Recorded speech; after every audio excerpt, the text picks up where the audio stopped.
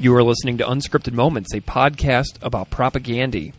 On this episode, my guest is Kristian Basaraba, one of the driving forces of the organization Rad Dads Edmonton and one of the hosts of the Rad Dads Podcast.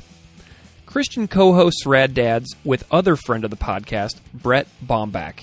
Kristian and I connected a few years ago over vinyl when he sold me a sealed copy of the How to Clean Everything Fat Records Store Edition vinyl, one of 97 copies in existence, which I have kept sealed all these months and years later.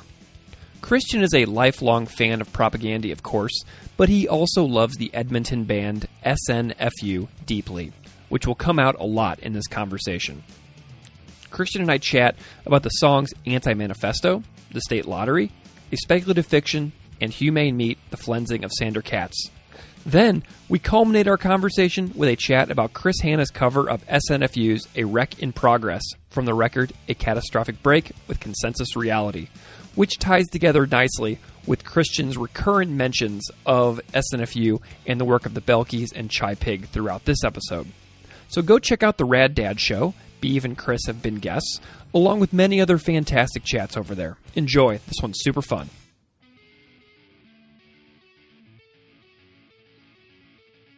Kristian Basaraba, Rad Dads Podcast. Welcome to Unscripted Moments, a podcast about Propagandhi.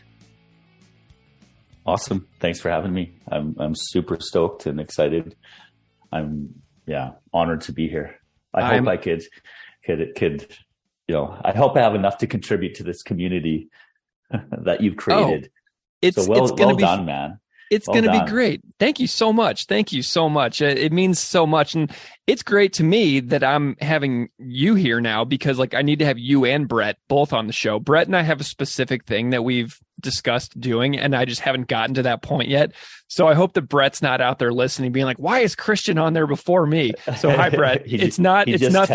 Yeah. It's nothing personal, Brett. Everybody loves Brett. And I was so delighted to do Rad Dads. It's been a couple years now. It's crazy. Time. Yeah, I know. What is this? What is this time thing? Oh my God. Kristian, why don't you? In preparation for this, I was reflecting about some of the interviews that we've done, and it's been a long time. Well, Kristian, for those listeners out there who don't know who you are, why don't you just spend a moment and just kind of say hey to the listeners and let them know what you do and who you are? Sure. I don't know. I have a little script that I've been working on. Brett and I did a presentation last week or the week before at the university and for this media class, and they asked us to talk about a little bit about our podcast. And as kind of preempting that talk, we're looking at introducing ourselves. So, Kristian is my name. I'm a dad of two. I have a boy named Kingston who's 11 going into grade 7 next year. And have a new addition, Kyler, who is 4 months. I am a high school physics teacher most of the time. Right now I'm doing this secondment kind of thing. I always say I'm a retired skateboarder because I have a passion of skateboarding, and there's that kind of incorporates to some of my work that I do at my school. Am the lead singer of a Bad Religion cover band called Dad Religion. We strayed away from just Bad Religion covers. We do lots of different things: Sex Pistols, SNFU, you name it, Black Flag. We do it. Co-founder of an organization called Rad Dads Edmonton, which is an organization that aims to empower dads and the involvement of dads in the lives of their kids and their community.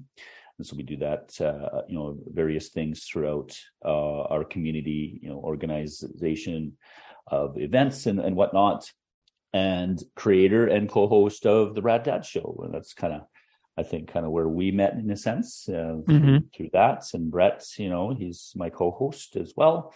And so he kind of reached out and had you on the show a couple of years ago, like you mentioned. And last but not least, I am a SNFU super fan and archivist, and of course, Propagandhi fan. Those bands I think go hand in hand, right? I'm so delighted that I'm giving you the space to chat about SNFU here, especially on this show in a little bit. We'll get to that. I am very excited for that portion of the conversation, but I kind of want to linger for a second on your podcast. I was looking at your guest list yesterday again. I've listened to tons of episodes, but like going back through episodes of podcasts like yours, like this one, like other podcasts that have a massive back catalog, it's really amazing. I mean, you've had a friend of the podcast, Wabgishig Rice, on, which was a great one. You had Eric Melvin recently, Jay from Bedouin Soundclash, Jason from Strung Out. Like, I think your podcast interview with Jason from Strung Out is the only podcast Jason has ever done, as far as I can tell. I was searching for his name, and I can't find him on other podcasts at all. Bill Stevenson, David from Propagandhi, Chris from Propagandhi. And I know Brett did the Beeve interview and you did the Chris interview. What do you remember about interviewing Chris for Rad Dads? Oh yeah. So yeah, thanks. It's been definitely some rad dads on the show. It's an opportunity for me to hang out with people that inspire me and that I'm stoked on, and it's cool to have a conversation about being a parent, and it really kind of levels the playing field. Yeah. Kind of thing. It's like, oh yeah, you had that issue too, yeah, me too. And so there's that commonality that kind of happens there. So what can I say about Chris? Well, it's kind of funny because most people don't know we actually did the interview twice. Yeah. And I know, it was a weird one. that's kind of the thing that kind of sticks out. So I could talk about both of those times. So it was kind of in the make. It's been, I'll back up. The reason I kind of started the Rad Dad Show, or one of the reasons, was I'm like, oh, it sounds kind of fun to do, and it was really a selfish, and I don't mean that in like a negative term, but an opportunity, like I said, to meet the people that inspire me and like the bands that I was kind of into. And I just wanted to like hang out with. It's almost like this fandom kind of fanboy groupie kind of thing. But yeah, it's like, okay, let's have a meaningful conversation. So that's kind of where it is. And I initially had a goal of my goal. Well, it's still like my goal. I wanted to interview 3 people. I wanted to interview Mark Balke from SNFU, which I did. Mm-hmm. It was the 3rd episode, I think. I wanted to interview Chris from Propagandhi, which I did. And I want to still, my white whale is Greg Graffin from Bad Religion. That's those are kind of like my 3 bands, top 3, I guess you could say. And I'm on my way to trying to get Greg on the show. So, I reached out to Chris a number of ways. I think the first way was maybe through his Patreon, and he kind of just said, he's probably so busy and stuff, and you don't want to be that pest. I'm sure you're trying to, you've gone through that experience of trying to get guests, and like, there's that fine line of like asking, and then they tend to agree, and then it's just finding the time that works, and that whole process. And I can't even remember the first one. Actually, no, it wasn't through his Patreon. It was through another guest I had on the show, just a local promoter. His name's Brent Oliver, and he is probably the guy that was the first person that brought Propagandhi to Edmonton. Oh, sweet. Back in 92, 93 or something like that. And I think one of their first shows was a house party, like a basement show. And I could be wrong about that details, but I know Brent just had a relationship with him, and Brent worked at the Starlight Room and was the promoter there, and Propagandhi has played the Starlight Room a number of times. Most of the time that they've been here, they've been there. Anyways, so Brent was on the show, and I kind of mentioned that same thing. I've always wanted to interview these people, and after interview, I get a message like a couple days after. He's like, "You want me to reach out to Chris?" I was like, "Yeah, I'd like totally be stoked if you did that." Yeah, because they were coming. So I always like had the idea of, if I see a band coming to town, that would trigger me to be like, "Oh, okay, I'm going to look at and see if any of these band members are dads, and then maybe I could meet up with them." Because I used to have like a Zoom recorder and go to them, and all that sort of thing. So it was kind of the in-person kind of piece. Although now Zoom is the online right, the platform. very, very, very convenient. So I kind of prefer that. Anyways, so he reached out, and then Chris just kind of declined. He was just like, I just don't have time. Like, say hi to all the dads out there. And so it's like, okay, kind of got some contact there. Yeah. So he kind of knows who we are and stuff. And, you always tag him. I always tagged him and stuff. And anyways, and then it was through just Patreon, I think. And I just reach out again and just message him. I was like, hey, like you're coming to Calgary, would you like to do it? So it's actually when Brett and I and my friend Braden drove down from Edmonton to go see them in Calgary. So I'll talk about these things. I call them punk pilgrimages. So it's a punk pilgrimage to Calgary. So they were just coming into Calgary, and I think then they were heading to Vancouver and doing like a West Coast kind of tour. And so my friend JFK was actually the tour manager for that little short kind of stint. And so we got to go to sound check, and so Chris is like, yeah, I'll do it, and just come, before the show, we'll do it real quickly. And so it was cool. I got to go in to the sound check, and I also had a poster. Have you ever seen that SNFU poster? Of yours? No, my friend Nigel made this poster of all the songs of SNFU. No. And put it on a poster. So anyways, I had this big poster, and he's like, can you give this to Todd? So I gave this poster to Todd. So I was hanging out with them, and after sound check, and then Chris like disappeared. I'm like, oh, I thought he said he was going to do it. And I'm like, I don't want to be this, jerk. And then he messaged me like 30 minutes later. He's like, sorry, Kristian. He's like, I'm just really tired. I just need some sleep. Let's do it after the show. So the show, went late, 12:30, kind of 1 a.m. sort of thing, and we start, I'm backstage hanging out with George, Chris, and Todd. Nice. and Chris, they're so polite, right? And like just so nice and genuine. And like reflecting back, I'm like, man, I'm like, why did I like persist? Like I should have just like said, yeah, man, let's like figure it out another time. So we had the interview. I was a little bit of drunk, and so I'm a bit embarrassed about that, because my professionalism and the journalistic journey. Here I am meeting Chris, and I, had a bit too many beers, and I just wasn't really that happy with that interview. And I don't think he was either. Like he was like, I was a bit really tired, and I want to have a different conversation.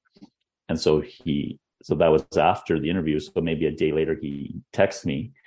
And he's like, can we do it again? And so we set it up again on the phone.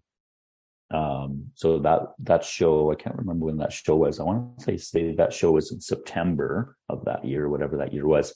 And then November is when we did the other one. And then which we just felt a little bit better, more confident about it. And then Brett kind of, edited a little bit, and I think put them up together as much as he could. And anyways, yeah. So that was really cool. Like it weaves back and forth between the in-person one and the phone one. It's pretty well done. I was listening to it again, and it's pretty impressive the way that you were able to weave the two of them together and kind of go back and forth between the live one and the phone one. It's neat. I liked it.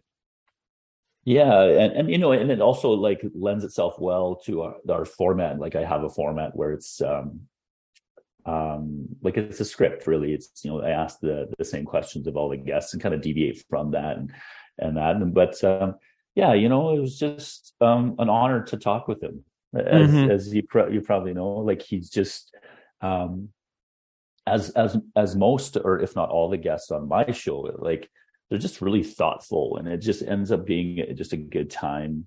There's been interviews where I'm like, I'm just not really up for it, and you can just get like rejuvenated and stoked at the end. I'm like, what was I thinking? And that was with like here, I was super nervous the first time meeting him. Like, it's Chris Hanna. I know. Yeah. And it's just a very intimidating, he's just a very intimidating, especially, him being one of the three that I really wanted to kind of interview and just get kind of get to know, but I'm just curious as what his parenting philosophy was. I want to know what the conversations that he's having with his children around the supper table. Is he this, and he's, I don't want to really speak for him, but it seems like, over the years, it's, very, activist, anarchist, that sort of thing, militant to a certain degree, angry, now he's a dad, older, not so much. And so it's just interesting to me, how people can kind of change. And, I've been listening to that band since 1993. Yeah. So it's a long time. And so you see this whole progression, and then he's not that much older than me. And so there's these similarities that I kind of feel that, growing up in the prairies, we have these, I don't know how you feel about the state of the world, but it's bananas. Yeah. And it's just like, what am I doing bringing kids into this world? I know. So anyways. I get it. Awesome. Well, and we know what's really interesting too about the way we get nervous before conversations. If you listen to my interview with Chris for episode 6, Duplicate Keys of Caro, and then you listen to my interview that I did with him for the A Catastrophic Break with Consensus Reality big episode that I did with him, it's like listening to 2 different versions of me, because the first time I was so flustered, like asking him all these questions about ayahuasca and writing Duplicate Keys of Caro, and I was just going a mile a minute with the way that I was talking. And then if you go back and listen to my one that I did with him just this past fall, it's totally different. Like once you get that first initial contact, and then you're like, oh, why was I so nervous? Like, why was I afraid at all? And then like my second one was 10 times more relaxed. And I'm just like, I really wish I had another crack at that duplicate keys conversation, because I sound like such a dummy on that one, I feel like. Yeah, I agree. And then it's interesting too, because it's the same thing. Like you just realize that they're really people. And again, like you probably commented, or people comment on the show. Maybe it was Twitter. I saw like just someone asked you, I think it was you asked the question out in the Twitterverse, like some of the most kind kind of band members. And I think you wrote Propagandhi. It's true. Like every time I've seen them, I never think they're going to remember me. Yeah. And it's just like, oh, hey, Kristian. And like Todd, like, well, they were here in September 2022 for the Sea Change Festival. Yeah. And again, my friend JFK put this show on, and he messaged me.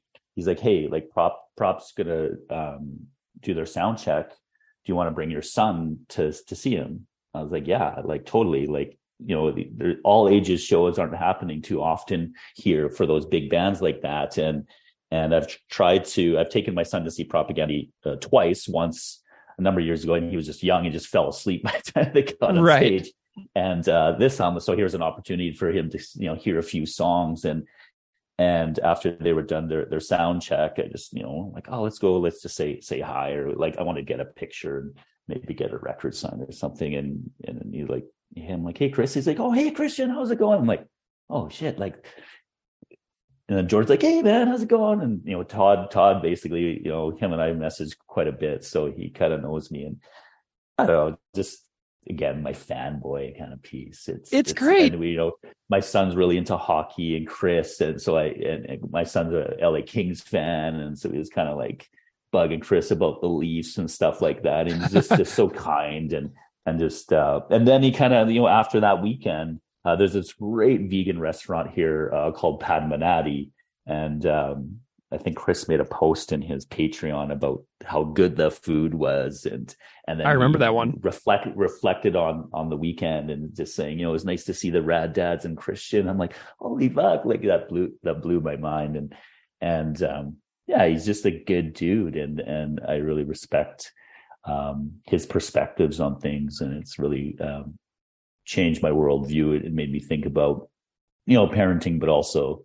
lots of other stuff. Oh, of course. Well, and if Chris is listening to this, Chris, thank you for caring about me and Kristian. We care about you too. So Kristian, a couple years ago during the pandemic, you and I, that's where we really kind of started communicating, because I was on this obsessive mission to get all Propagandhi records on vinyl, like every release, like Kung Fu Daniel, like the picture discs, like I wanted it all. And you had a copy of Today's Empire, Tomorrow's Ashes on Clear Red, and a copy of the How to Clean Everything Record Store Day 2013 out of 97 pressed, sealed, and I bought them from you. And I still have them, and I cherish them. And the sealed How to Clean Everything is still sealed. And I'm wondering if you can tell me, convince me, persuade me to not open this record that I've owned for 2 years now, and I still have not opened it. I chuckled when you sent me that you might ask me this question. I'm like, I don't know how to not convince you. You know, the record purists out there will say records are meant to be listened to. I don't really feel that way to a certain extent, especially if you're a collector. I've been calling myself an archivist instead of the collector mentality. And so I'm an archivist of punk rock nostalgia, I guess, from Edmonton, more on the SNFU piece we could talk about. But yeah, that's what I would say. That would be my answer to you. It's you can access those songs via whatever platform you want, Spotify, Apple Music, all of those things. I'm sure you probably have another copy of How to Clean Everything. Two other vinyls and one CD. Yeah, and a CD. So you can listen to those songs. So I would just, from an archivist collector mentality, is don't open it. Some of the purists are going to hate me and be mad here, but you know, and then you could also look at it as you're a teacher. We don't make very much money. Maybe it's a little bit of an investment in your retirement kind of piece. Amazing. Yeah. People are cringing right now. Ooh. Well, I mean, I've never opened it. And the thing that I love so much about it is I have other Fat Records store edition records, and for some reason they stopped making the amount of the label pressed. Yeah. Like the Propagandhi one says 97 pressed on a sticker on the front of the record, and it differentiates it from every other Fat Records store edition that I own.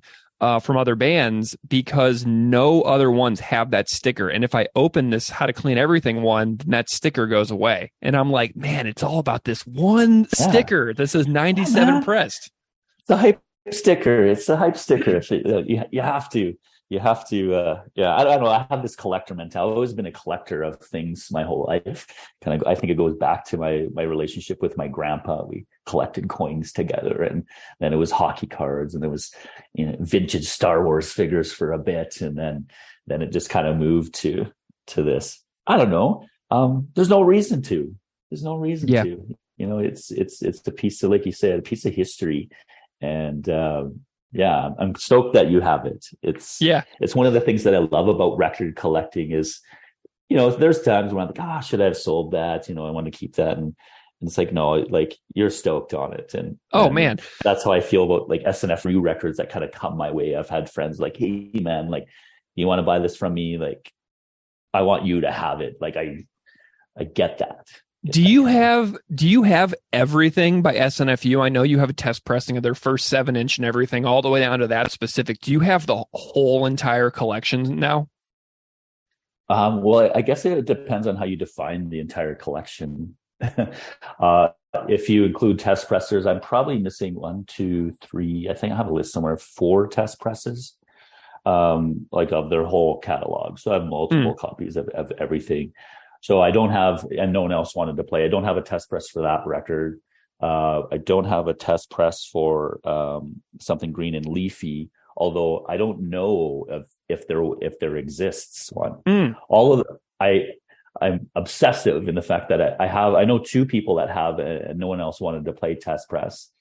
But I've never seen Something Green and Leafy test press, so I don't have that, and no one I know has that one.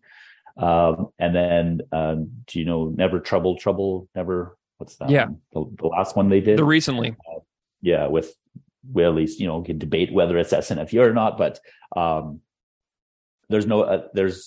heard that there might be one test press for that. But I have no proof. I also have other stories that there weren't test presses because they wanted to get it out. And so there's that record, a beautiful, unlike you and I, 7-inch, a friend of mine has a test press for that, but I don't. So it's really, it's gotten to the point where it's like ridiculous, where I'm just trying to track down test presses. I think that you should straight up email Brett from Epitaph and ask about something green and leafy and just be like, hey, do me a solid and answer this email, I have probably emailed him way more times than I should have. Amazing. Okay. Well, I will. And he only responded last year. So, with the Chai Pig, we did a Chai Pig memorial show, and I was helping organize that, and my band played, and I was looking for donations. And so I emailed him again, saying, hey, would you be willing to donate something for our silent auction? And he got back to me. I was so stoked. And he sent me 4 or 5 Bad Religion records signed. Yeah, his assistant got in touch, and he's like, here you go. Hope it all goes well. And that's, after multiple times emailing about him other ridiculous stuff, like trying to get him on the show, and also about SNFU test presses. Well, that is amazing. What a great story. Okay, well, Kristian, the reason that you're here on this episode, we're going to do some chats about Propagandhi music, and I've gotten to the point of doing the show where I don't really need to pin guests onto a particular song anymore, because there aren't that many songs left to dissect on single episodes, but there's still people who want to be on the show. So after Keith stepped away from the podcast last year, I got into the habit of sort of doing these episodes with guests where we do multiple songs on one episode and kind of talk about them for like 10 to 15 minutes each to switch up the format a little bit. Get as many people onto the show as possible, get some new commentary on episodes that we've already done, and kind of reignite conversations about, songs I've already talked about in great detail. So I asked you to pick some songs, and you came up with a list of 5. Anti-Manifesto, The State Lottery, Speculative Fiction, Humane Meat, and Chris's SNFU cover, A Wreck in Progress. And the last one I covered with Chris on my special series I did on his Patreon record. But, being the SNFU super fan that you are, I'm so delighted that you wanted to include that as kind of like a tacked on extra edition. But we were messaging back for several days about your process of whittling down your song list. And I want you to, tell me a little bit about the process that you went through to nail down these 5 particular songs. Yeah, I think the word you used was existential crisis, and I think I'm still going through this existential crisis with this. And I think messaged you because we were supposed to meet that one day, right? And we pushed it, rescheduled. I was super thankful that we didn't do it that day for Me that too. reason, because I wasn't prepared, and I was still like, oh, and then yesterday, or maybe it was the day before, I was kind of preparing, doing my research. I almost changed a number of my songs as well. So to tell you about the process, it's really thematic. So I chose these songs not because they're my favorite. Some of them are, I guess. Not because I think they're the best Propagandhi songs. Because I wanted to weave them together somehow, and this kind of thematic piece, and it got me excited when I started reflecting back and listening to these songs and these albums and stuff like that. And so initially I wanted to do covers. I'm like, oh, that would be kind of fun to do, have a conversation about the various covers that SNFU has done, and link it to the Rebel Spell cover, obviously Chris doing the SNFU piece. I don't know if you've ever talked about them. Do they have, I don't even know if they have a recording of it, the Cro-Mag song. We haven't done that one yet, but it's out there. It's on that. It's on that live DVD. Yeah. yeah, and then they do a Dayglow abortion song. And so anyway, so I'm like, oh, that'd be kind of fun. I'm like, no, like I don't want to do that. And so then I switched my approach. And one thing I really like about punk music, I guess, or anything, doesn't have to be punk, or songs that kind of teach me something or kind of really open my eyes to something new or make me look something up. Whether they're talking like the example I think of, like Oka Everywhere, right? Mm-hmm. Like that was really influential in my high school years. And I was like, what is Oka?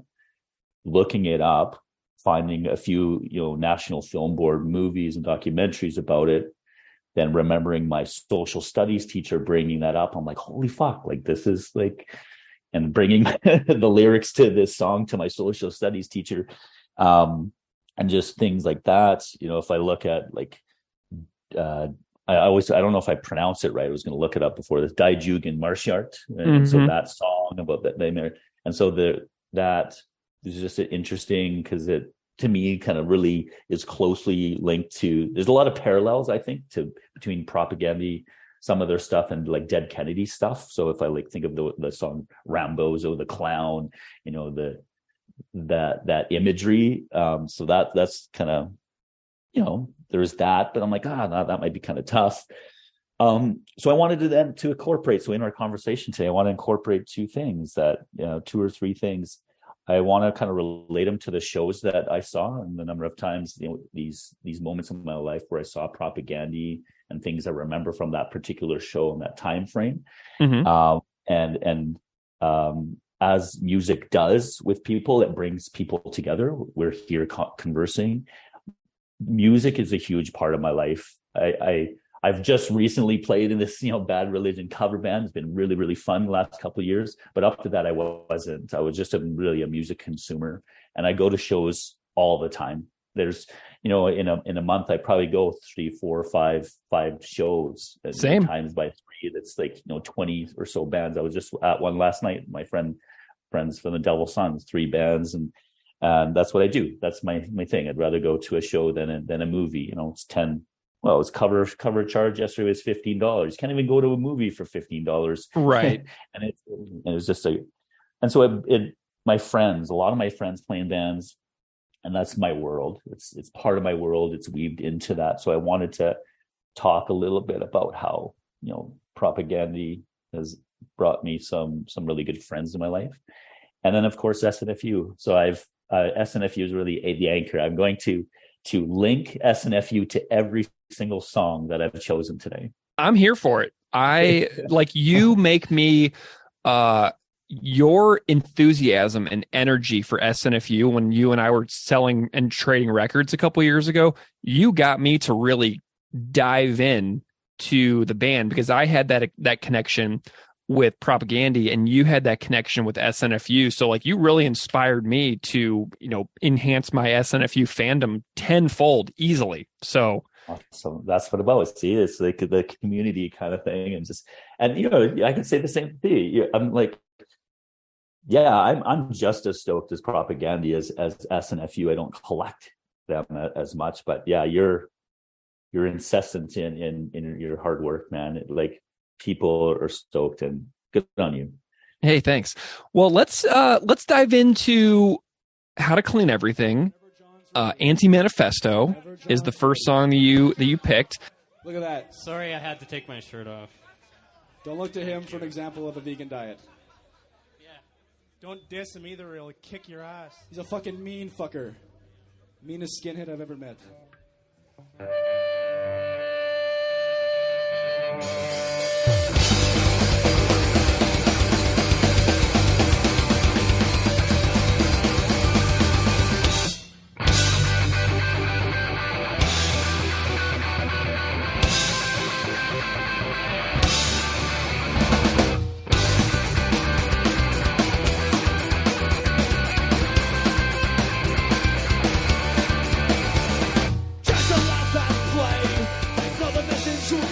Tell me a little bit about why you picked Anti-Manifesto specifically, and then we'll dive into some of your thoughts on the tune.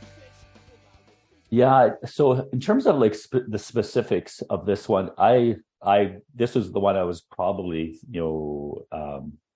undecided the most. I really just wanted to pick a song from their first album or a song around that time. So I was kind of going, I had three or four in my hand. Like really, I thought Oka Everywhere would be kind of the one that I kind of settled on. Then Interesting. I kind of moved away wave from that. And then Who Will Help Me Bake This Bread was one that I really was kind of on, because I learned to play that on guitar. I also have a blog that I did when I was doing my master's degree, and I entitled it Who Will Help Me Bake This Bread. Nice. So I was going to maybe talk about that. And then Pigs Will Pay is one that I really love, that song. And I remember seeing them play that song at the very first time I ever saw Propagandhi. And that was just a song, I think that, at the time it was hard to hear because it wasn't on their album, and it was just kind of, the internet wasn't like it was back then. And so it was like, whoa, this song, like, yeah, fuck the cops. Yeah.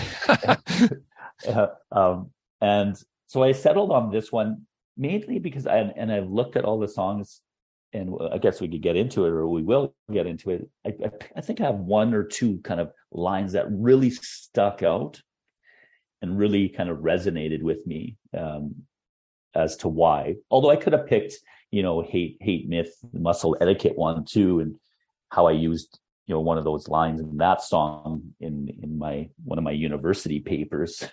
I still recall. But yeah, it's that's why. It's because it's from their first record. It has the line, "We stand for something more than a faded sticker on a skateboard." That is a line that continually has it's kind of been my manifesto with some of the things that I do, and some of the, if I relate it to, say, Rad Dads. I remember, when I had the very first Rad Dads meeting or event or whatever, I used that line in the fact that, this is what we're trying to do. We're trying to build a community, and we're trying to make change, and we want to do something more than just, like you said, be this faded sticker on a skateboard. And I just thought that the imagery of that was very interesting. Growing up being a skateboarder and seeing friends put stickers on their boards and stuff like that, and I was just like, yeah, man, it's like I want to I'd like to say that I'm still a bit of an idealist, and the things that I do on this world, I try to make positive change, and it's from lines like that, songs like that, bands like Propagandhi, bands like MDC, bands like I don't know, maybe Bad Brains a little bit too, like those bands that have, and Chris and Propagandhi have talked about that as well. And so when they talk about, MDC and changing the worldview, I was like, yeah, totally. Like, to me, that band and Crass, I'm a huge Crass fan. And yeah, it's just kind of it formed me. It's the core of me, and this song is part of that journey. Was this the first song that you ever heard by Propagandhi? I was trying to think about that. So my introduction to Propagandhi was through a friend in high school. Well, it's actually kind of more of a friend of a friend. So my good friend Aaron, at the time we were in high school, he lived on his own.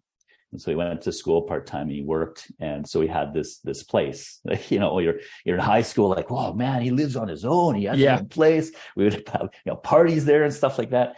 And there was a guy. So there was, we were all skateboarders, kind of punk rockers, kind of freaks and geeks and all that. So that sort of awkwardness that comes with, trying to find your identity and who you are in high school. And so there's a group of us. It wasn't very big.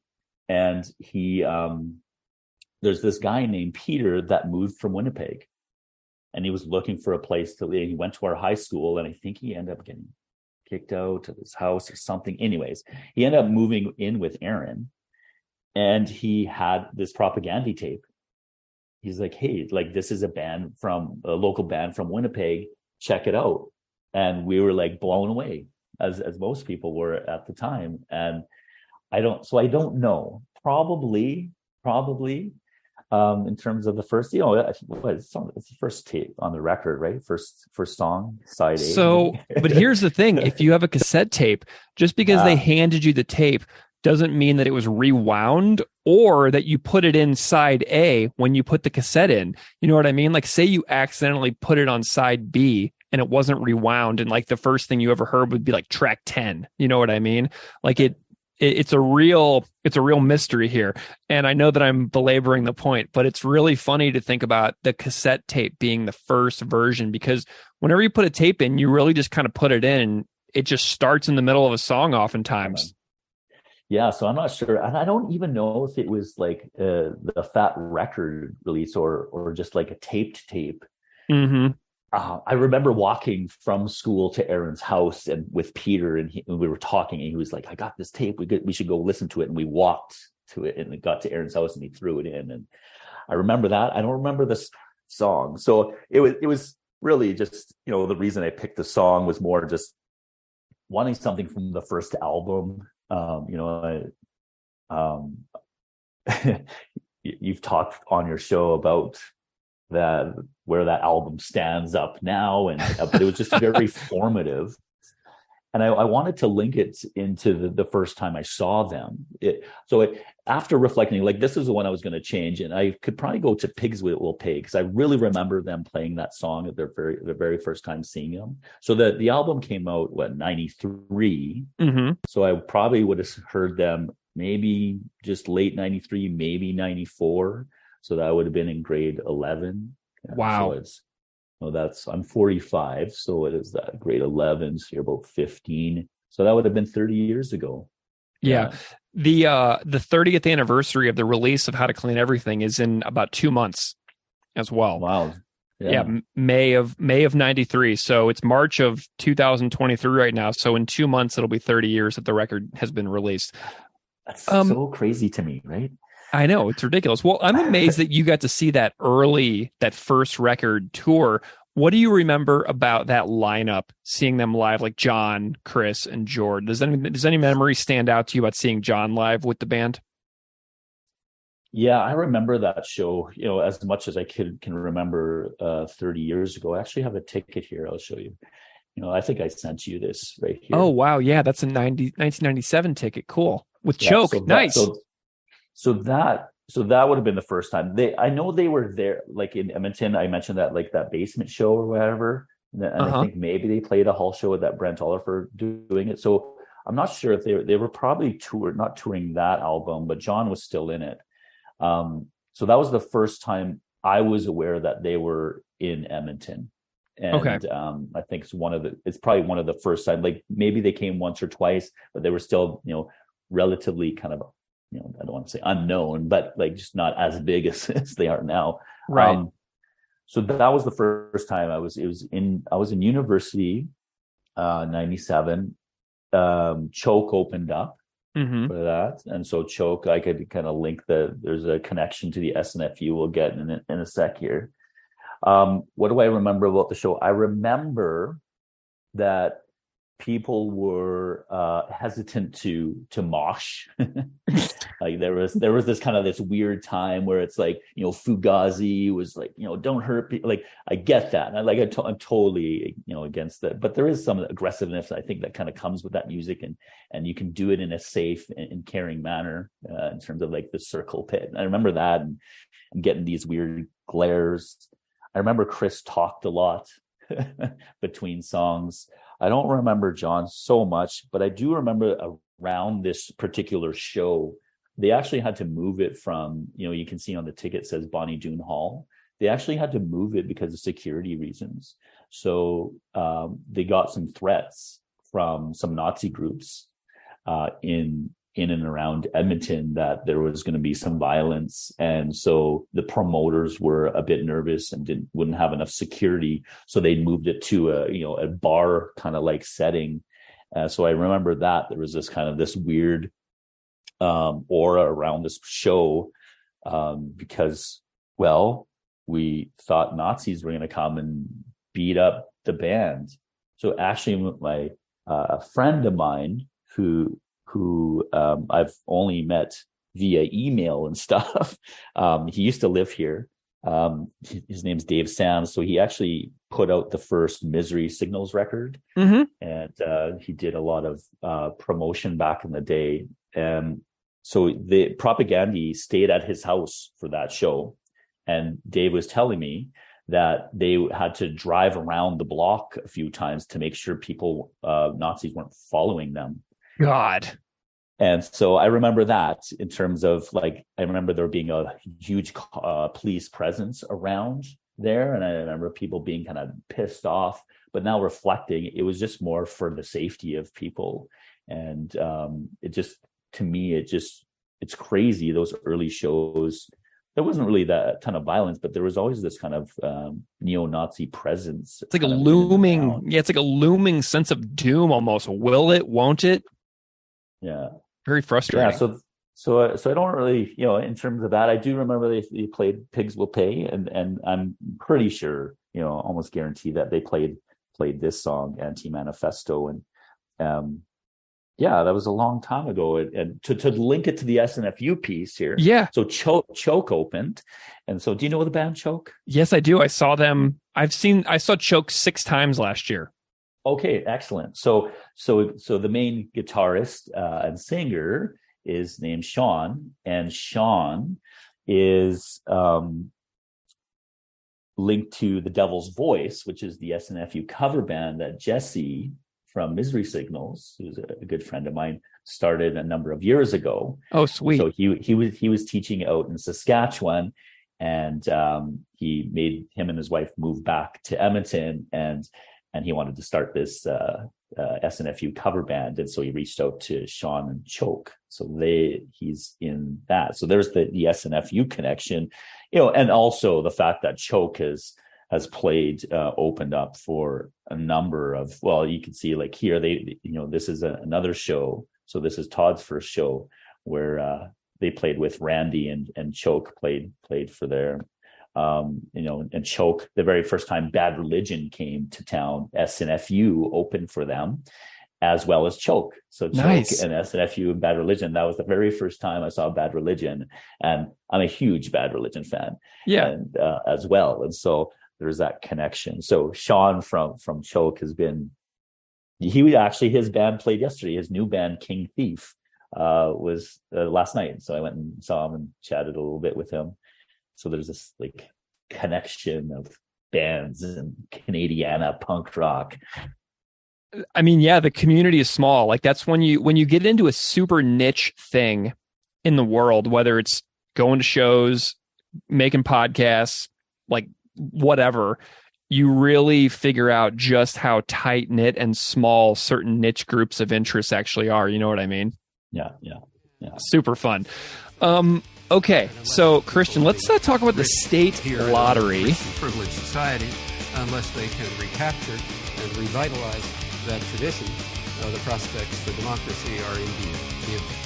The city's strange to you, the confetti, the balloons, the my white dreams, the victory dance to welcome in the air. So we've got from track 13 from Less Talk, More Rock. Why did you pick the state lottery? This would be kind of one of more of my favorite songs. And there's various reasons why. One, again, I wanted to try to tie it into the times that I saw them. So the second time that I saw Propagandhi was Todd's first show. So it was 2001. So where is that here? I had it for you here. August 31st, 2001. Randy and Choke opening for Propagandhi. It was supposed to be at the Arts Barns. So here, this is actually kind of funny. I just made this connection right now. First time seeing Propagandhi, they were supposed to play at Bonnie Doon Hall, got moved because of neo-Nazi threats. This one right here was supposed to be at the what is it? It's Arts Barns, the Arts Barns, which is kind of like a place. And they actually got moved as well to Reds. which is was a venue or a bar at West Edmonton Mall, which is at the time, I think it's the largest, one of the largest malls in the world. This epicenter of consumerism at its finest. And I remember, some people were up in arms about that Propagandhi was playing this place, but they moved because of some liquor license kind of issues. Anyways, so I remember that show. That was Todd's first show. Just after they put out Today's Emperor's Tomorrow's Ashes, and they opened that show with State Lottery. And I remember at the show it was just a weird venue. They had these like weird pillars kind of in the middle of things. And so they had it separated by this barrier of people that, drinking beer, the 18 plus crowd, and then the all ages crowd. And it's just like this barrier. And I remember I was right at the front of the stage, right against this barrier, drinking a beer, and they just ripped into that. And I remember just like throwing my beer, jumping on to the barrier, because it's just such a, I don't know, just kind of gets in your face, that song. But it also, like, the connection, I think I've appreciated it more over the years because of Frank Turner, actually. So there's a Frank Turner connection, which will now lead us down to the the SNFU connection to this song. If your listeners out there or whatnot, Frank Turner does a cover of this song. Yeah. An acoustic cover. He's done it a number of times. I sold up all the sprints, they contracted out the tourniquets. If we jump through hoops, then we might just survive. Is this what we deserve? Just got the palace floors to fight amongst ourselves. Running at the mouth of the scandals that they chosen for us. With every racist pointing finger, from here to Goose getting closer. They no longer represent us. It is not our obligation. And I just think it's so good. It's great. I'm a huge, like, early Frank Turner fan. Me too. Still great, don't get me wrong, but some of his newer stuff I'm not as inclined to listen to than his older stuff. And I just really like it. I just like kind of his version. If I was to pick out a line, they sold off all the splints and contracted out the tourniquets. I think that line is just kind of brilliant. And just the way that Chris paints kind of, this war, the war and the cost of war and things like that. It's like, it's a song that we're just like, he's just like, hey, it's kind of like a rally song. We have these like tired minds, broken bones, like, yeah. So that, yeah, I don't know where I'm going with that, but, going back to the Frank Turner piece, that there's does the cover. And so a number of years ago, there was this contest that Frank Turner was in town, and he was doing this little and a few acoustic solo songs at this radio station, and I managed to get tickets to it. And this is kind of before he was kind of bigger than, he's a lot bigger now. And I was like, it's cool. I get to go hang out and like meet Frank Turner at this radio station in this little booth with like maybe 10 other people. And he played a few songs. And then he came out after and kind of chit-chatted with us. And one of the guys, not the guy I was with, but a guy that was there, had an SNFU shirt on.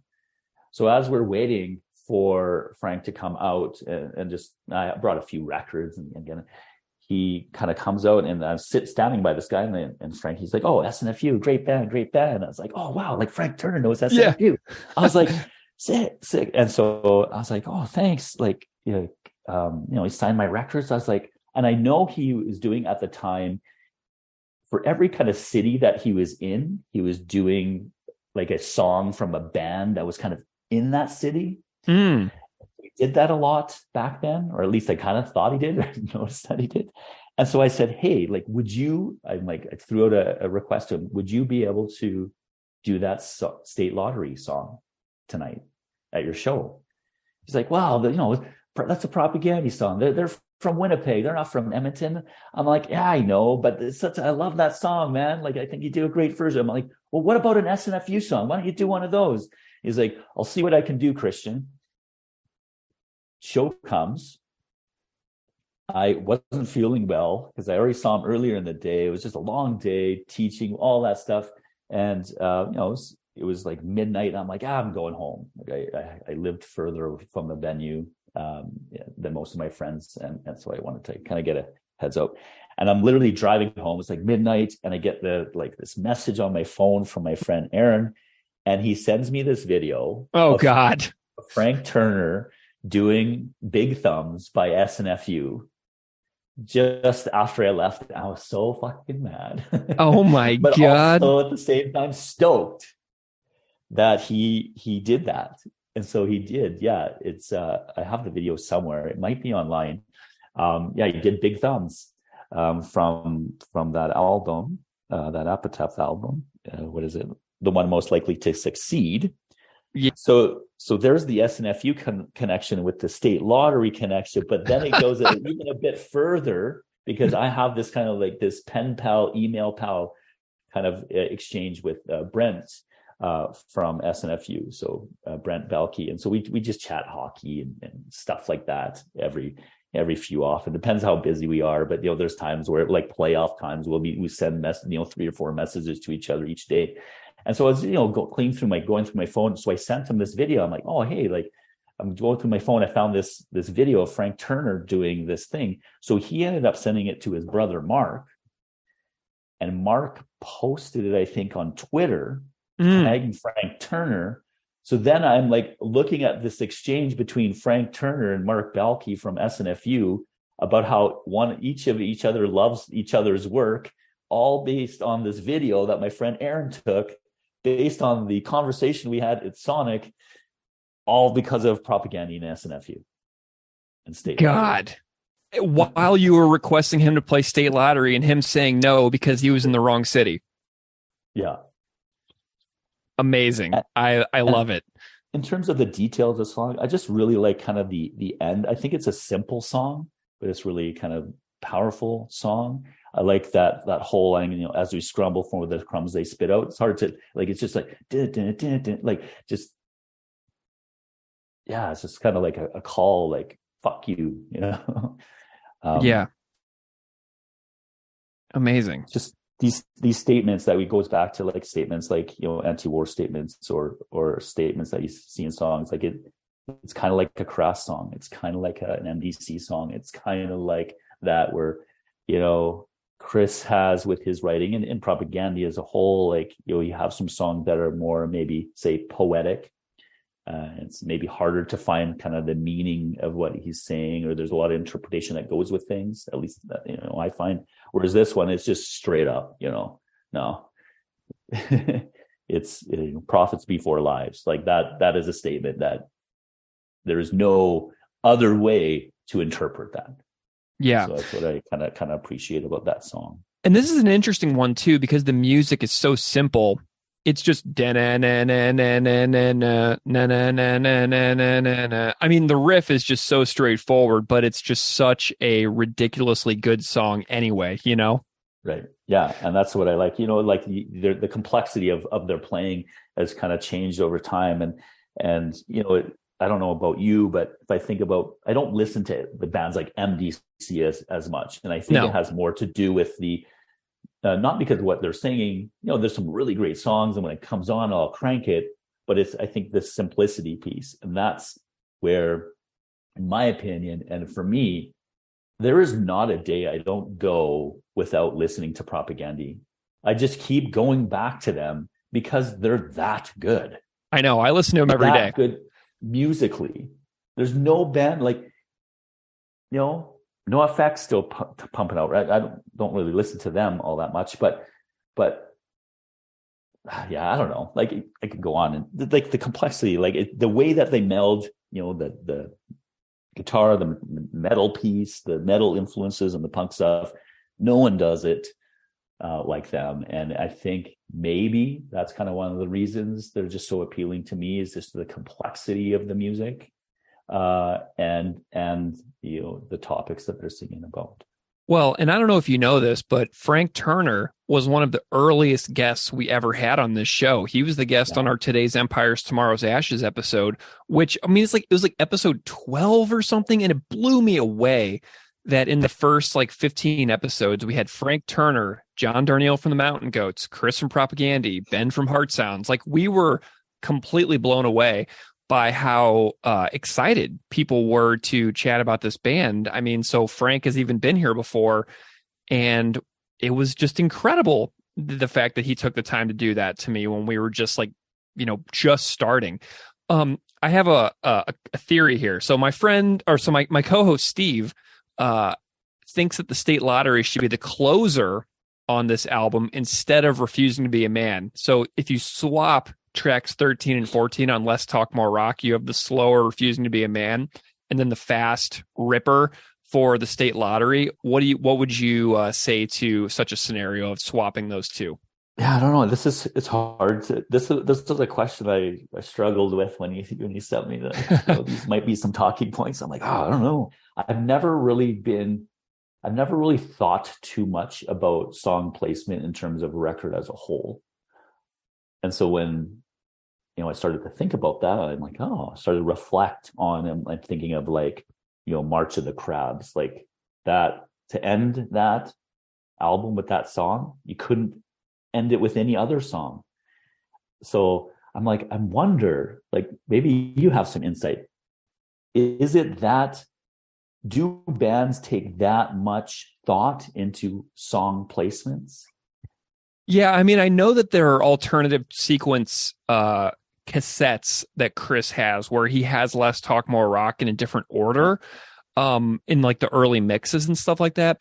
To me, I would be down for that resequencing of Less Talk More Rock. I think that People's History of the World should be the opener, and I would be totally okay with the State Lottery being the closer. Honestly, I see no real struggle with that besides inertia and habit and the way that we've all come to see it. But I think that if People's History of the World was the opener and State Lottery was the closer, that it would honestly be pretty kind of cool. Yeah, I like the idea of having State Lottery at the end, just because of the last line as well. It's they no longer represent us. Is it not our obligation to confront this tyranny? It's a great question to close the record. Right. And it's a great question. And it's just now get the fuck out there and do something about this. What are we doing here? And so it leaves you kind of, because you're pumped up by that song, that simplicity. You're to me, that song, I wrote here too, that's how Speculative Fiction kind of is too. It's just almost I don't know if it's a chugging. It's not a hardcore chugging, but it's just I just kind of bounce up and down when I hear this. Yeah, and it's okay, here I got my rocks in my hand. I'm ready for a revolt or just so yeah, I'd be okay with that one. And I'm curious as to why he ended it with such a slow song, and such a maybe there was probably some intent, because I feel that whatever Chris does, there is some very, very thoughtful intention behind it. And again, if we look at what that record did, just in terms of introducing people to so many different things, food politics, gender equality, those sorts of things. It was a statement for sure. Mm-hmm. Yeah. Well, you mentioned Speculative Fiction, so let's jump forward here a little bit. The next song you chose, we're going to jump forward 9 years to 2005 to Potemkin City Limits' opening track, A Speculative Fiction.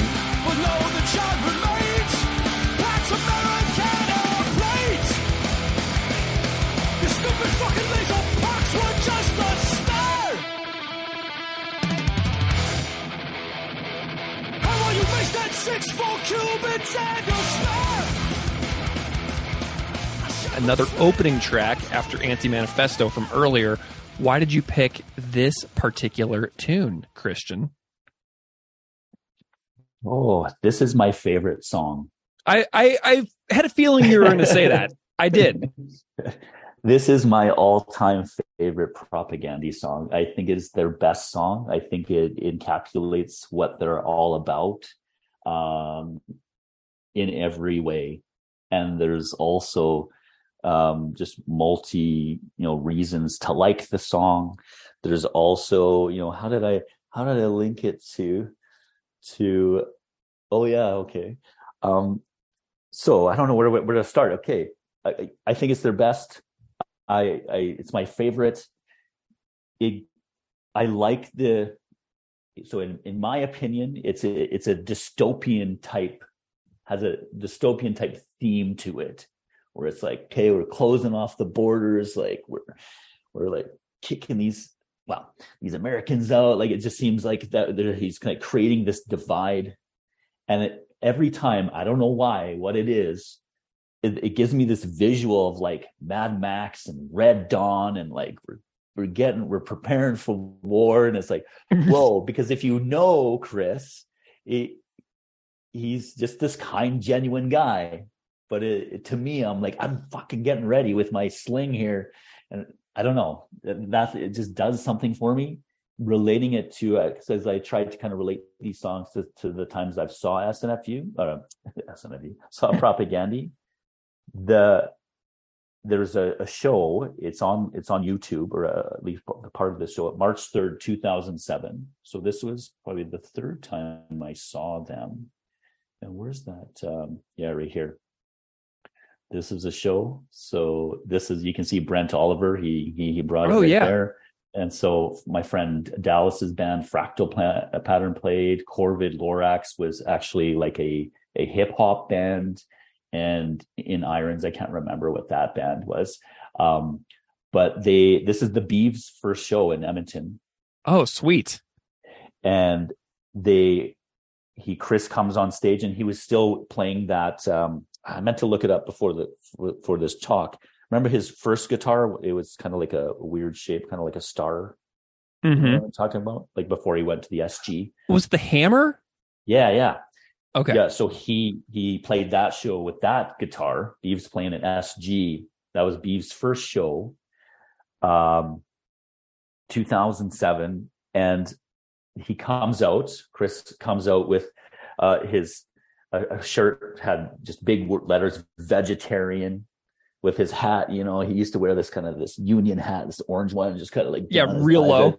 It just looks really badass with this guitar. And he comes out, hey, hello, home of SNFU. That's how he introduced. And people are like, yeah. And then he's like, and then they just start into that. And he's like, start singing, a new iron cross drawn across the 49th parallel, that line. Everybody sang that line, and it gave me chills. What's up, home of SNFU?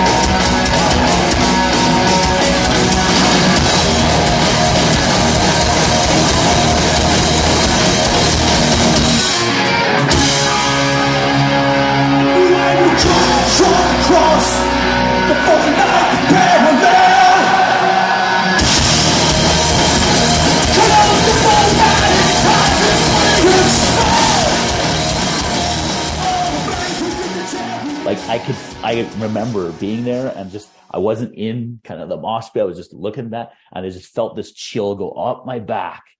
And I was like, oh, that was so awesome. And that song, whoever recorded it, it's online on YouTube, and you could just feel it, the energy, the electricity. So that's kind of one of the reasons I think it's just connects to that experience, but also with, in terms of the song, I like how Chris in his songs uses language like stupid fucking, like just like words that like moronic, stupid, dingbat. Yeah. Like I appreciate that. Like it reminds me of some of my friends or like my uncle. I also feel, and maybe everyone kind of feels this sort of connection. I always think of them like prairie punks. I remember at one point they were describing themselves as the skids of the apocalypse. And I think there's something, and I can't quantify it or really describe it very well, of growing up north in the prairies that really influences you in lots of different ways. If I compare, say, to people living in California and not experiencing minus 35 degrees Celsius weather, having to go to work for months, going to work when it's dark out because of the sun, and being in a school all day and coming out and it's dark out. So really, the only time you see the sun is if you make a concerted effort to go outside during that time or lunchtime to see it. Yeah. As you know, with being a teacher, sometimes that's not possible because you're so busy. That's like, oh, I came here when it's dark, I'm leaving when it's dark. Going to like a punk show where it's super sweaty, and then going outside and it's minus 20 and you're freezing. Yeah. And it's like, oh, why do I do this? Like, I just want to be home and warm. Like, I don't know how to describe it. Like, I have those experiences, growing up. This would be a song that I would hear or could visualize me playing with my hockey team, like in the dressing room. Like, okay, we're getting ready. It's just like a pump up song, It's just like, I don't know if that makes sense, but I know exactly what you mean, though. Like, I used to go to Louie's Pub in Saskatoon, or Amigos Cantina in Saskatoon, go see shows, and then you walk outside in January in Saskatoon leaving a show, and it's minus 30 outside, and it's midnight. And my walk to my house when I lived in Saskatoon from Amigos was like a mile and a half, so like couple kilometers. And you just walk back from the show, and those kinds of temperatures, I mean, you could die. And so it's just one of those things that it's exactly the same thing. Like, oh my gosh, why am I doing this to myself? But you mentioned the Chris's phrasing, like dingbat. One of my personal favorite Propagandhi moment of vocabulary like that is on their Live from Occupied Territory DVD, when Jord is slow to get ready and he goes, "Hurry up, dickweed." Yeah, and I love that part too.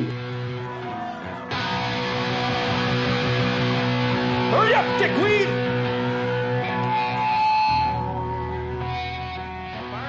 Dude, that is my favorite, like, Propagandhi moment of just this, "Hurry up, dickweed," every time. Sometimes I just tweet that, "Hurry up, dickweed," and it just makes me laugh every single time.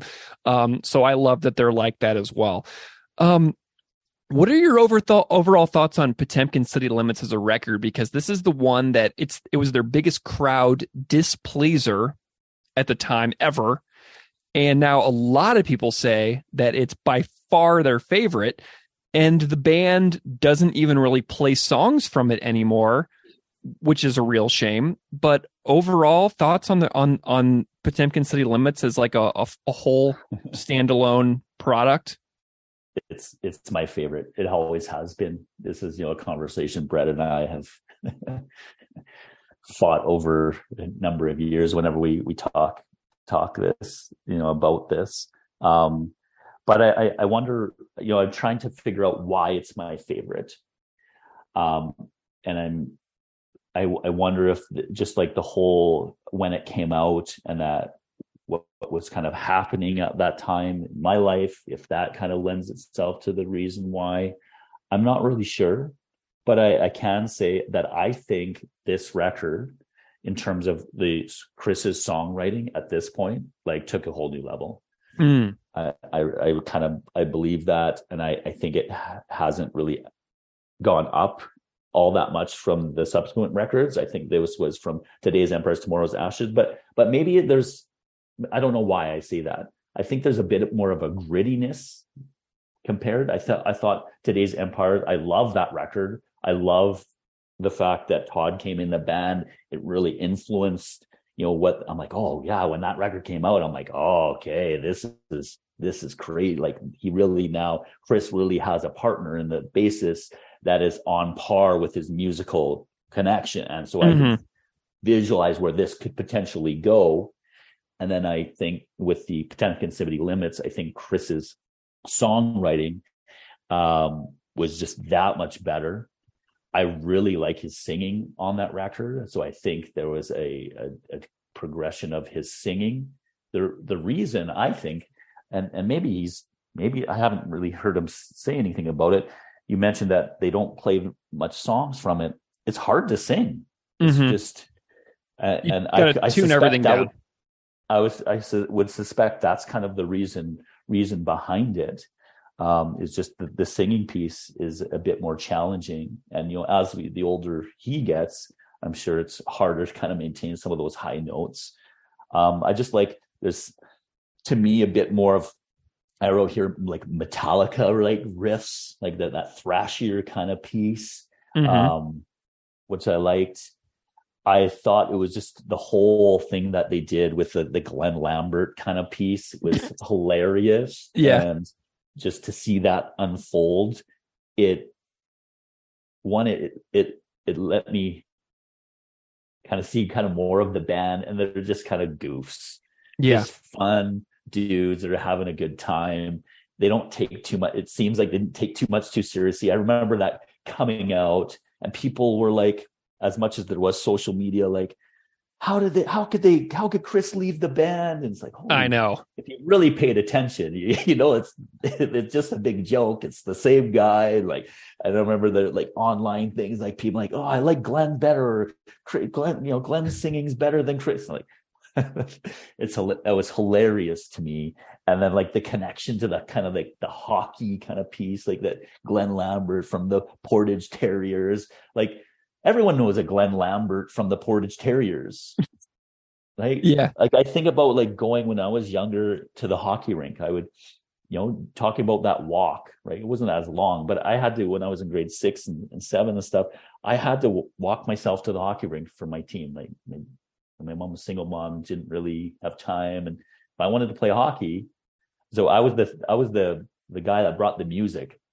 So I had this big boom box and my equipment, and I'd have to walk, like 5 blocks down to the Sportsplex. And so, they talk about that reference to Sportsplex in one of their songs. We literally had in Fort Saskatchewan a place called the Sportsplex. And so I can relate to, making out with a girl behind the Sportsplex. The first time I got drunk was behind the Sportsplex with these like jugs of beer. So I know that's not really the song that we're talking about, but it's just this theme that I see with this band, and it's a parallel. That's a good way. It's a parallel. It's like your life has parallels with the record in a way that a lot of people who didn't grow up in that type of environment would have never experienced. You know what I'm saying? Yeah, and going back to the song in particular, Your Stupid Fucking Laser Pucks, like, to me that's hilarious. Like, and because they're still using them, they're using them again in the States. It's hilarious because if you don't really follow hockey, you don't really know what that line is about. And I think he introduced this topic. I know in supporting cast, we have Coach's Corner and stuff, but that, for a punk band, political punk rock band, to make a reference to hockey, to me, is actually pretty ballsy. Mm-hmm. And they've been ballsy, if I want to use that word, since the beginning, you know, just pushing the narrative and pushing like, hey, I can listen to this rad music and like hockey. It almost used to be like a dichotomy back and like, oh, you play hockey, you're a jock. Well, not for me growing up. All the guys that I played hockey with, the guys, you know, they were listening to Slayer. They're the ones that introduced me to punk rock. They were wearing their denim, their vests with like skulls drawn on. I remember sitting with friends and taking our jean jackets and drawing on the back, like, because we couldn't afford patches. We would draw our own stuff and like writing in Sharpies, punk man and stuff. And you know, like again with those hats like this down, just like, like I relate, and there we go, right? There's a point in that song too that when you say like, you know, got a shepherd's sling and 5 stones in my hand, and there's like this a part where the guitar, like if you're listening in your car, it goes from like the left speaker to the right speaker. I love that. I'm a sucker for that. And I was like, oh, it's super. You know, and I'm thinking of something very clever. And I'm thinking of something else too, because I'm in Buffalo, which is right on the border. I mean, the border's 5 miles away from my house where I'm sitting right now, and you're in Canada. So I was growing up inside the U.S., like deep inside in Missouri. You were in Canada, and we have these lines of thinking like one side or the other. You know what I mean? The Iron Curtain drawn across the 49th parallel, and you have this visual that you and I would have experienced very differently as listeners in 2 different countries growing up. I mean, do you have any thoughts on that? The fact that, you know, we're sitting here talking about this basically 15 years later, which is in the song, you know what I mean? Any thoughts on that connection between our 2 different countries? The thing that, you know, comes up with this song too, and I think it was kind of on social media or in the internet too, is that I think there was this idea that Propagandhi always hated America. Yeah. How come Propagandhi isn't touring here? Well, because they're just a bunch of dudes that don't really have their shit together. That's really what they've said. And they weren't that organized. They, at the time, and I don't know if Chris still didn't really like touring. He's gone on record saying he didn't really like the touring kind of piece, all of that stuff. So it was just, like in terms of that, it was kind of funny to see that kind of unfold where people thought that they hated America. And they to me, it's like, to me, this is one of their most patriotic songs. Interesting. In a way. And like, I don't think Chris would ever say he hated America. There's lots of aspects. And so I don't know if Chris would ever use the word hate, but I don't know. I'm trying. Why am I speaking for Chris Hanna? It's just like, to me, it's like this, he has this like isolationist like themes that kind of run, and this themes that he's just fed up with certain shit, you know, this dingbat society, like it's just these psychopaths that are out there. And this is a song that he, you know, to me, in my opinion, it's like, just like, let's just put up the wall. Let's stop being influenced by this American culture. Let's get rid of this influence right here. Let's just hunker down in our basement, play some rad metal, watch some hockey, hang out with our buds, have fun. That's kind of with me. And if you're, it's almost a rally cry too, just kind of to try to break that down. But no. Love it. Well, let's jump forward again, 4 years in the future from Potemkin City Limits to supporting cast.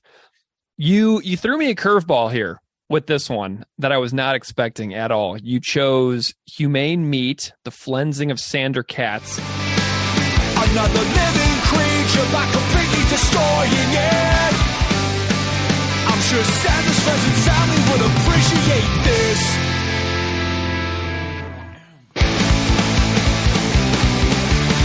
A rationale so moronic it defies belief.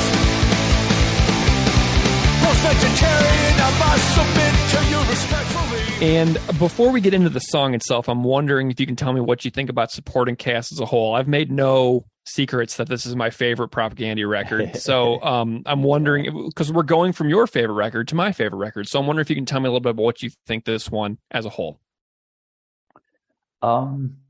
Yeah, it's a lot of people's favorite for sure. I know. I'm pretty sure it's Brett's favorite. And a lot of people have, said that it's kind of spawned their kind of newer sound. Maybe, I don't know if that's the right thing, but my thoughts are there's lots of different things with this record. One, if I link it to the theme of friendship and companionship and being with buds. This is a record that brought me and my friend, best friend, Braden together. So I was a teacher at this rural school, 7 to 12 school, science teacher there. And my friend Braden was a sub, and he subbed for me.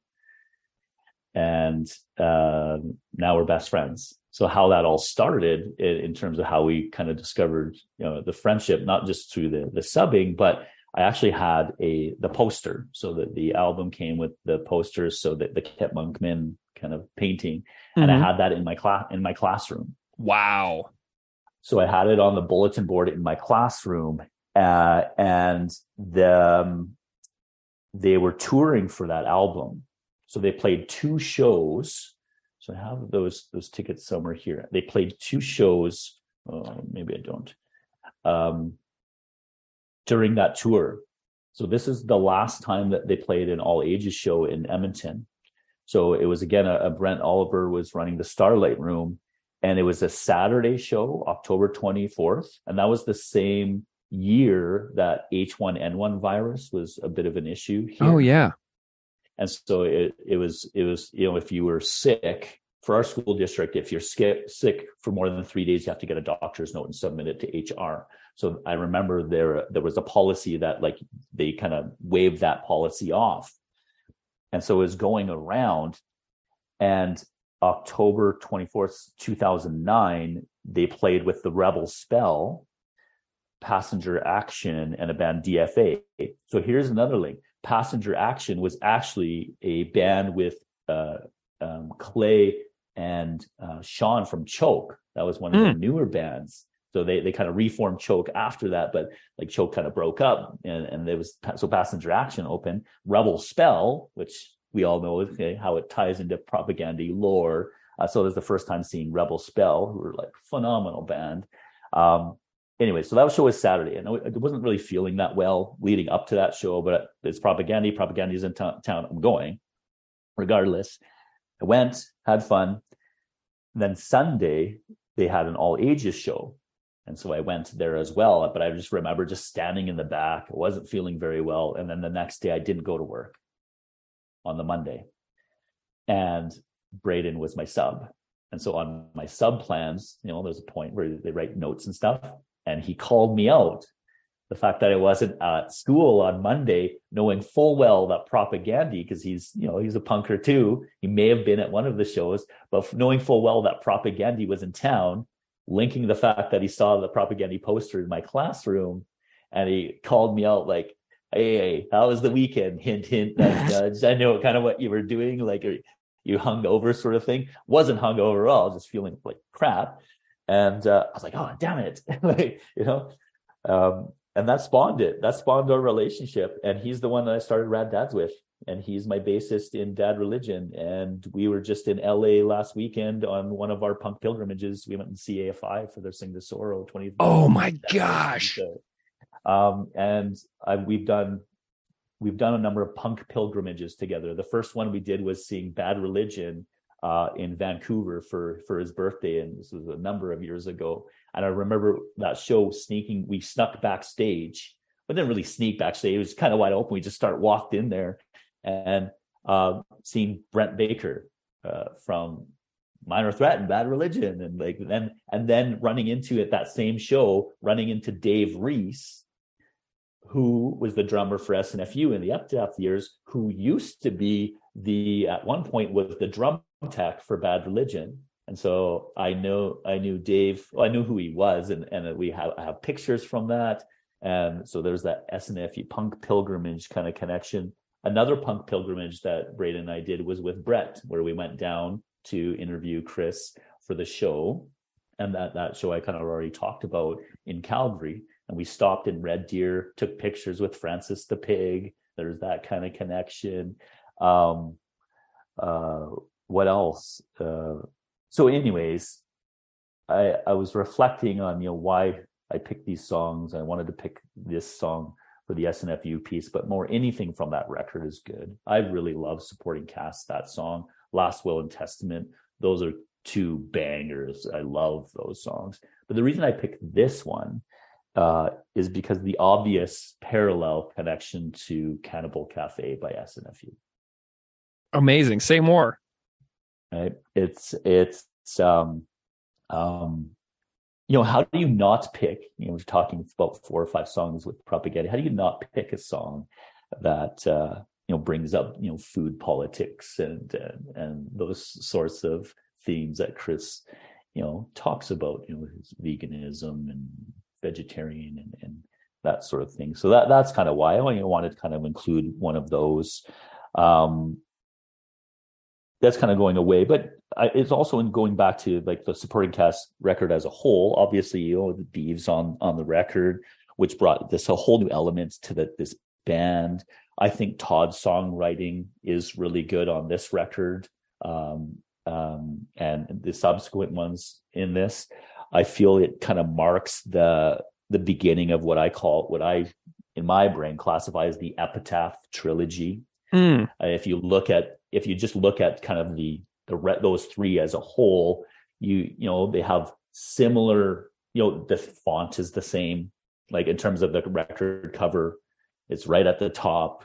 It's a painting or this sort of picture. So they look kind of similar in terms of that. If we look at like the album art up and to that point, all of the records didn't really have this kind of format, if that's the word you want to use. And now we have this. Their level of professionalism is a bit different. I think, I don't know much about details of the recording piece, but it seems to me that it spawned more of a closer relationship with the blasting room and those kind of connections there. There's more uhs in it. Yeah, I love that. And the best, one of the best moments to me sonically in Propagandhi's repertoire is in the song Supporting Cast. It's around like the 140 mark, where it's just like that little whisper, like yes. And dude, that's my favorite moment in all of Propagandhi's recorded discography is the yes into that riff. The why, like, what does it make you feel? So I don't like every time I could listen to it over and over and over. I can listen to Supporting Cast 5-10 times a day forever and never get tired of it. And it's that yes, and then the riff that they go into after that. It's just my favorite moment in every single one of their records. I'm the same. So there's kind of a moment in the Speculative Fiction that's kind of like that for me too, but this one just sticks out. Like, it's just like, that gives me chills when I hear it. And that's the exact same experience I have like when I was at that show in 2007 where everyone's singing that first line in Speculative Fiction. I actually found that video too from 2007 that you mentioned. So I actually have it pulled up on my screen right here.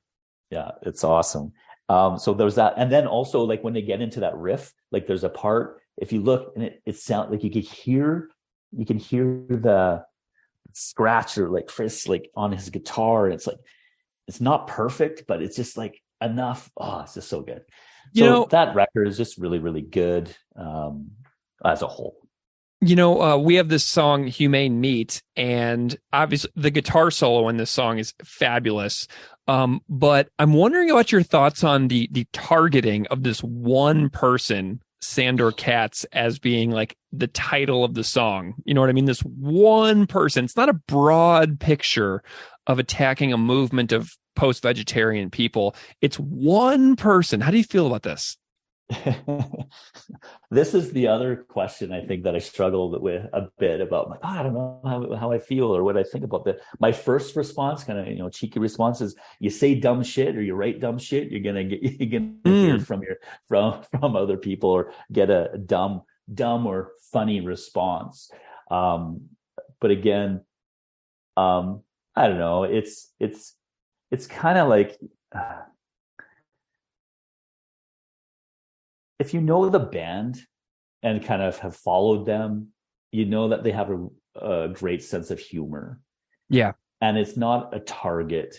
It's kind of like the same thing going back to why I like percentage limits and like everything surrounding it. Some of the other things that stick out there is, the Rock for Sustainable Capitalism song, and that the whole fiasco with Fat Mike and stuff like that.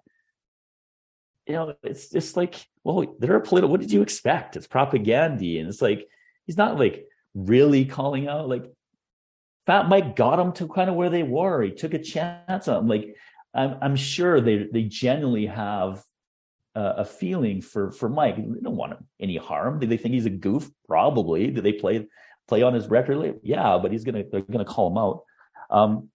So it's the same sort of thing. I think it's just their sense of humor. If anybody really follows the band, they understand that Chris is very well read. One of the things that I missed the most from their website actually was their suggestions in terms of books and what they read. And so, it's based on a book, and Chris was probably reading that book like he reads lots of books, and came across this concept of humane meat, which to me is like ridiculous. Yeah. I'm not vegetarian, but I think a lot about the food that I eat, and it's just bananas. Humane meat, like it just doesn't even make any sense. Like, why are you trying to make this an argument? Right. Yeah. Do you have any particular thoughts on the guitar solo within this tune? Because I love how melodic this song is. How it's not like this is the song that I feel like you could place on Less Talk More Rock or Supporting Cast, and it wouldn't stylistically be out of place on either one. You know what I mean? The thing that sticks out to me is where did I write this? Do you know Jesus Christ Superstar? Oh, it's my favorite Broadway musical of all time. Yeah. So there's a song. Wow, where did I write it down? Here it is. So listen to the song Heaven on Their Minds and Jesus Christ Superstar. And then listen to the supporting cast in that breakdown kind of piece where he's like, let me in, like, let me the fuck in. Oh yeah. It's like identical. Amazing. I love that. I love that connection. I love that musical so much. So there's like, that sticks out. So I don't know if that's, if I look at, talk about the food politics kind of piece, like nailing Descartes to the wall, meat is murder, dairy is rape. Like that's a line that always, sticks with me. We have on, Victory Lap. What's the song? Lower Order. Lower Order. There's always been these sorts of songs. So I had to kind of pick one. And then there's also like, I don't know if you remember, like it was kind of that meme or picture, kind of like almost like a PETA advertisement. They're kind of mocking it. And Chris has that quote, I was vegan for a while until recently. Then I started eating people. Oh, yeah. Free range, of course, which is humane. I gave them a little space, didn't terrorize them too much, then slit their throats. So I thought like that kind of piece. And also, correct me if I'm wrong, when that album was about to be released, how bands kind of release one or two kind of singles, you can see Apple Music. It's like, oh yeah, one came out, like, right. Listen to it. I think that was their first one. I think interesting. Nice. Maybe supporting cast. And so that was one of the very first songs that I heard, maybe through their website. So that's also why I picked it. It was just an introduction to this new. And then it goes back to the theme that, it taught me something in the fact that, okay, who is this guy? So now I'm going to go look it up. Now I haven't read the book, but it's like, okay, this is who he's talking about. And then it's like, the line, a rationale so moronic it defies belief. Again, that moronic piece. Great lyric. That line sticks out. Like you moron, like just idiotic. Like to me, it's just, how do you argue? How do you make an argument for killing something? To sell books and to earn a living. I mean, that's really what there is to it, you know? Because there's really no other reason to go so deeply philosophical into it unless you just say, this is what I'm doing to feed myself. Do you know what I mean? Like, there's really the entire premise and argument of going so deeply into it is, I don't know. It doesn't seem like a really good use of time anymore, because it is death. It is killing. And you either just say, I'm not going to be a part of that, or I am. And that to me, that's kind of what it boils down to at this point, you know? Yeah, no, totally agree. Okay, yeah, the solo is now coming to me. That kind of like they end the song a little bit with that free from fearing, right? Yeah. So that solo kind of parallels in my mind to the solo at the end of Today's Empress, Tomorrow Ashes. Purina Hall of Fame. Yeah, Purina Hall of Fame. Another animal song. Yeah, and so yeah. I don't know what to say about that. It's just it's like a great way to end the song, and it's also, you know, it shows that Chris has chops, and he's just a phenomenal guitar player. Yeah, and that what makes them such a good band. But you know, going to that song too, and you know, the SNFU connection with the Cannibal Cafe song. You know, there's a lot there, and if you've looked too at the artwork at least I'm just thinking of the CD right now, but you know, they're sitting down at the kitchen. I think it's a Todd drawing or painting, and then you know, they're eating people, and Todd's wearing an SNFU shirt in that as well. So there's like multi layers, and so first seeing him in 2002 when they opened their show with like, "Hey, home of SNFU," it's like, oh shit, Propagandhi knows who SNFU is. And then when you see this, Todd wearing an SNFU, actually, he was wearing a shirt I gave him for a number of years. So it was like, you know, the SNFU, open your mouth and say SNFU, that zombie one. You gave him that shirt? Not that one. I gave him one that said Mr. Chai Pig on it. Nice. So it was the same thing, but it had Mr. Chai Pig on the bottom. And I can't remember what show I gave it to. And then there's a bunch of videos and pictures of him wearing that shirt.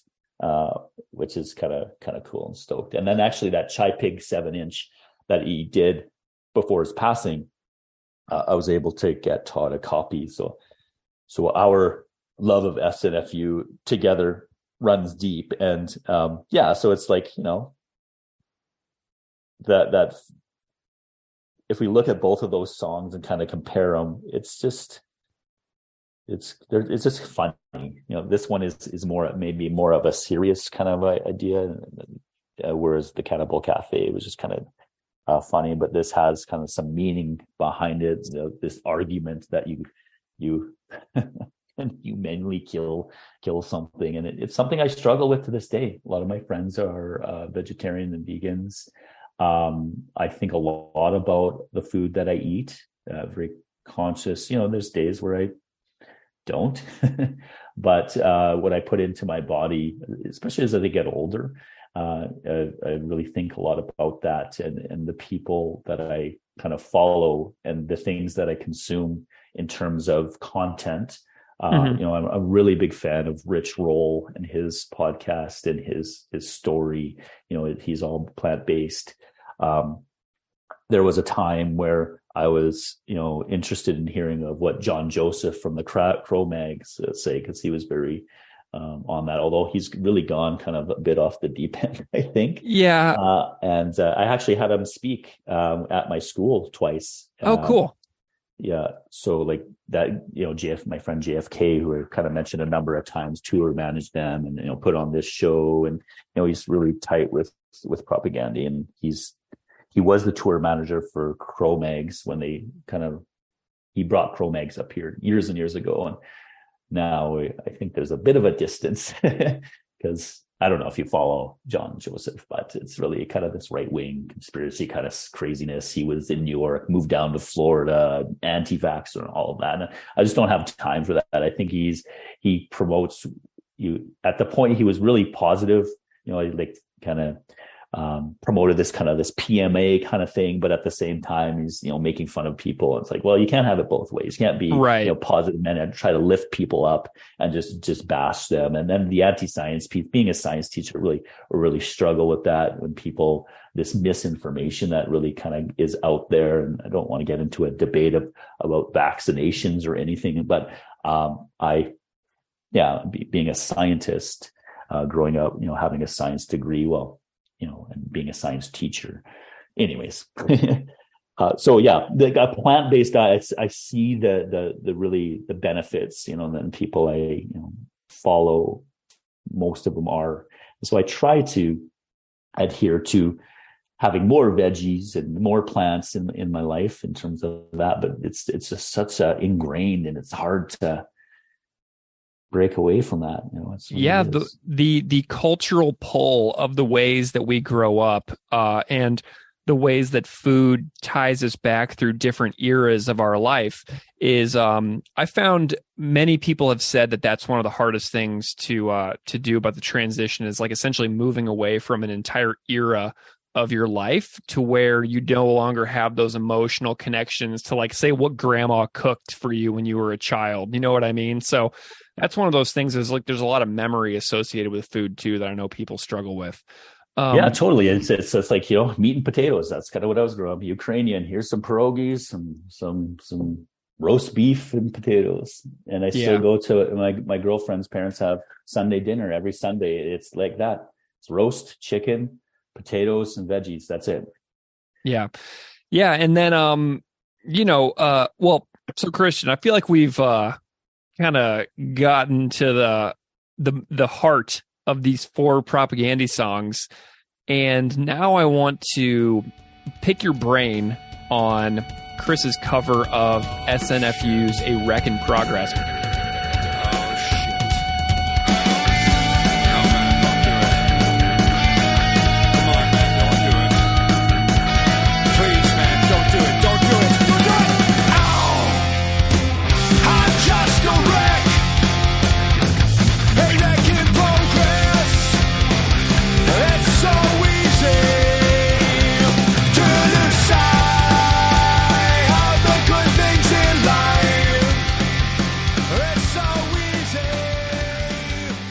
But before we do that, I have a question. So I started the Song by Song Propagandhi podcast. Why have you not done the Song by Song SNFU podcast? Why are you making me ask this question, Kristian? Because all of the work, I can't imagine how much work you put into all of the stuff that you do, and I commend it, and it's inspiring, and you've built this phenomenal community. I just don't have the time to because if I want to jokingly, like, if I want to do it, I want to do it right. Mm-hmm. And I want to do it like you've done yours, if it's that format, song by song. And the thing that I like about my podcast is that I don't really have to prepare. It doesn't matter who's on there on the show, because I have a script. Yeah. And depending on the topics, I've gotten better over the years of how to, direct that conversation. But we don't really deviate from those questions. I want to know what makes you a rad dad. I want to know what your trials and tribulations are, with as being a parent. I want you to know if you had any fear. Like, these are things that I want to know about, and if they are similar to mine. So I guess the point being is there's not much research required. Gotcha. Whereas this one, man, I spent hours looking at these things and questioning my decision, writing notes, sending messages. I was sent to my girlfriend. I took her, one of the first dates we did was a Propagandhi show. She's not a punk rocker in any means, but I'm like, we want to come to the show and early in a relationship, you kind of do whatever. And I remember just taking her to Propagandhi, and we actually took our kids to the Propagandhi show in Calgary a number of years ago. They played during like Father's Day weekend. So I took my kids because it was all ages in Calgary, and then her son and my son, and then I saw them at their No Minor show. Anyways, sorry, man, I totally went off thing there because it's in the works. It's in the works. Interesting. It's not going to be a song by song one though. Mm-hmm. It can be LP by LP, and you can get Mark Belke to co-host it with you. Oh, that would be cool. He intimidates me as much as interactions that we've had.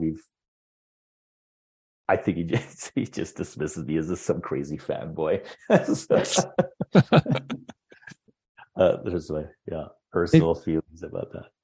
That's so funny. Well, okay, so obviously throughout this entire thing, you've alluded to SNFU so many times. Like SNFU is like to you what Propagandhi is to me, and Propagandhi obviously is so astoundingly important to you as well. But SNFU is like your thing. Can you describe why SNFU and Chai Pig is that to you? Yeah, I think so. I'm kind of known as the SNFU I use the term SNFU superfan because that's actually a moniker Dave Bacon from SNFU. He played on the early records, and I would say he's a friend of mine now, and we have this companionship of in a sense. He called me he called me that on a Facebook post, and so I kind of adopted that and wear it as a badge of pride that Dave Bacon from SNFU is calling me an SNFU superfan, mm-hmm. which I would agree with, and that's how I've met some of my best friends. So Nigel, who has a connection to Rad Dads, he did all of the logos, he does all of our graphics for Rad Dads. He did some of the Dad Religion logos. He's just a really good friend. I met him via Instagram because of his posts of his art about SNFU and that poster that I kind of mentioned. And he made these posters, and we met for beer, and now we're best friends in a sense. Like we message every time the Oilers play. Our kids went to their birthdays together. Anyways, there's just this multi-layered kind of piece. And so, I already talked about Braden, who I started Rad Dads with as well. It was the three of us. Braden I met through Propagandhi and the punk scene. Nigel I met through SNFU and the punk scene. And we're both, like, Nigel's huge Propagandhi fan, from Saskatchewan, and kind of knew that and moved here, graphic designer. And so going, I don't know where I was going. What was the question? The importance of them. So, this is my point. I collect their record. I have a huge collection. I want to say I have, I'm not trying to brag or anything. It's really an obsessive nature, mm-hmm. But I have one of the biggest collections probably in the world. But I also know 2 or 3 people that are kind of on parallel with mine. And we talk all the time about that. It's just something that I'm kind of passionate about, interested about. And no one's really asked me why I love SNFU so much. They think it's because I think their music is the best, but I don't think they're the best band in terms of the sonic kind of piece. I think Propagandhi is hands down. Interesting. Okay. If I was on a desert island and had to bring one album, it would be Potemkin City Limits from Propagandhi. Love it. People are like, well, what about SNFU? I thought you're a huge SNFU fan. I am, but for various and different reasons. Are they musically awesome? For sure. They're fun. They're one of my top 5. Bad Religion, Propagandhi, SNFU. There's a local band called The Smalls that would be up there. And the 5th one, I don't really know. Maybe AFI. Just because I'm really on a big AFI kick. I am too. I really like their whole catalog. I think it's just very eclectic, different. they don't have the same formula. They're not NoFX. Although Bad Religion may kind of go with that. They have this kind of formula down pat. It's a few things. One, here you have this band that started in the 1970s, late 70s, with a lead singer that is Chinese and gay, not openly gay at the time, making this fucking music that is phenomenal, touring the world and becoming well known. Like, to me, they paved a way, or they let me see that it's possible that prairie punks can make an influence on a global scale. Yeah. And so it's just like this hometown kind of piece. And you could probably, there's probably people in Winnipeg that feel that way about Propagandhi. Everyone, for sure. Hometown has kind of like, if you look at Victoria, there's like the No Means No fans. Vancouver, maybe it's like the DOA fans. To me, it's SNFU and what it really meant to me. It was one of the very first punk records that I heard. So my progression into punk rock was, I loved music my whole life. And so in grade 4, I remember going to see Corey Hart concert. And that was like Corey Hart, he has his spiked hair, he's a Canadian kind of singer, had an earring. I was the first person in my grade 5 class to get an earring. It was because of Corey Hart. Thought it was so cool. and then it kind of slowly progressed to different bands, like I think bands like Outfield, a band called Platinum Blonde out of Vancouver. It was kind of like this hair, not really metal yet. And then it was grade 5. My friend Jason, I'll never forget this moment, brought in And Justice for All Metallica tape. And we would had to eat our lunch in our classrooms at this time. And then, I don't know, I remember if you know the old film projectors, and they would have like the cassette player that you had to kind of sync up with the film projectors when the teacher showed you a movie. And we all stood around this cassette player. He's like, look what I got from my older brother. I'm like, oh, what is this? Metallica. And you talk about the tape, like it could be anywhere. It happened to be rewound to Shortest Straw from And Justice for All album. And that blew my mind. Yeah. Grade 5. And then it was the same sort of friends that I continued to hang out with. We all started skateboarding together. And then they all kind of had older brothers. I was the oldest in my family. And so I never really had that older brother influence that some of them did. And then in that tape exchange, I remember having tons of tapes and always carrying my Walkman. Someone gave me a tape and no one else wanted to play. I was like, fuck, this is phenomenal. And then when you're in grade 7 or 8 and someone tells you that they're from Edmonton, that to me is just mind-blowing. Or it changed my life. And that led to just me, that whole punk scene. And I was really into metal. So Metallica. And so I could see why I love Propagandhi so much. Like it's, Chris talks about, Razor, Sacrifice influence. Me, it was like Metallica and those thrash metal. I really love that. There was a band in Edmonton called Disciples of Power. We're a death metal band. That was my very, very first punk rock show. And I remember being 12 and my mom's friend, they drove us in her minivan and dropped us off.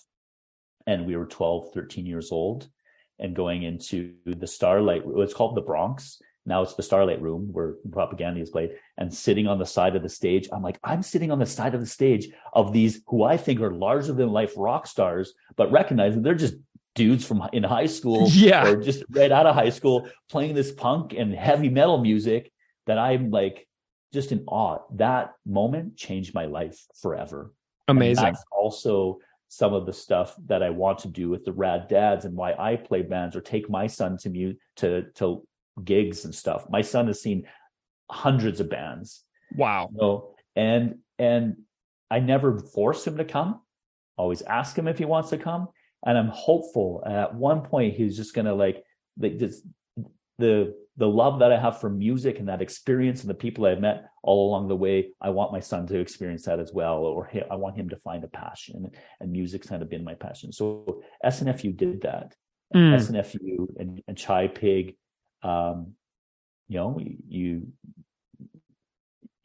look at some of the songs like that Chris did into, like, I think it's Anti-Manifesto, like, telling people he's gay. Yeah. Like, and I remember, my friends like, oh man, like, no, aren't these guys gay? I'm like, no, it's just a joke. It's not gay. Like, it's just like raising awareness. And I remember when Chai Pig came out, like, gay, and a lot of people are like, oh, okay, everyone knew, but it's like, are we still persecuting people for their sexual preference? It's just crazy to me. Yeah, and I was listening to there's a 1995 Gilman Street recording floating around from Propagandhi on YouTube, and Chris is very confrontational with the audience in that recording, and he's like, yeah, this song's about how I took a dick in my ass and how I'm gay. Hey, if you don't like the band, go home. This is the last band. Go home. Get out of here.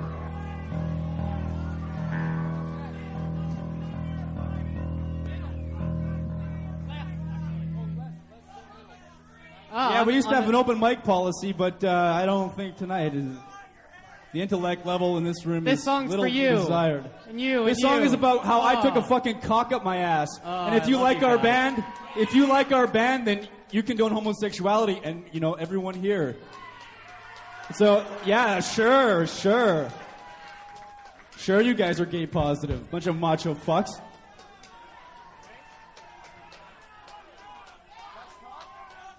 Gay and proud.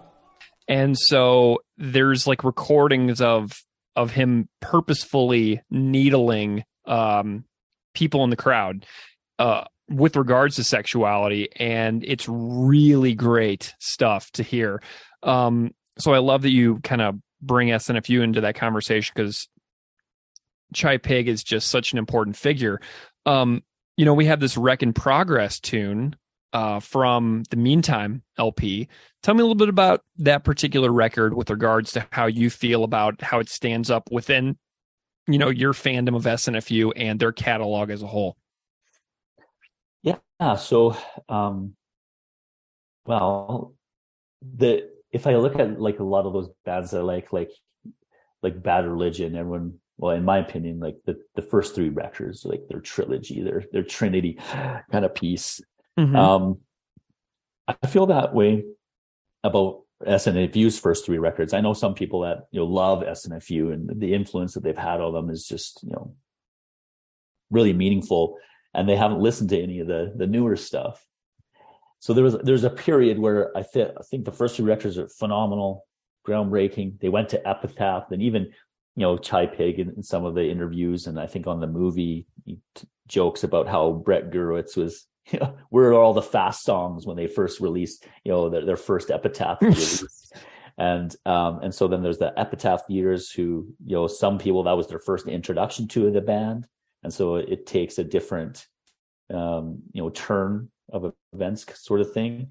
And then you have, that issue, Chai's addiction issues, and the band still trying to hold on. I think Mark really wanted to hold on to that band and wanted to kind of achieve some sort success, however he measured that. And then came that record.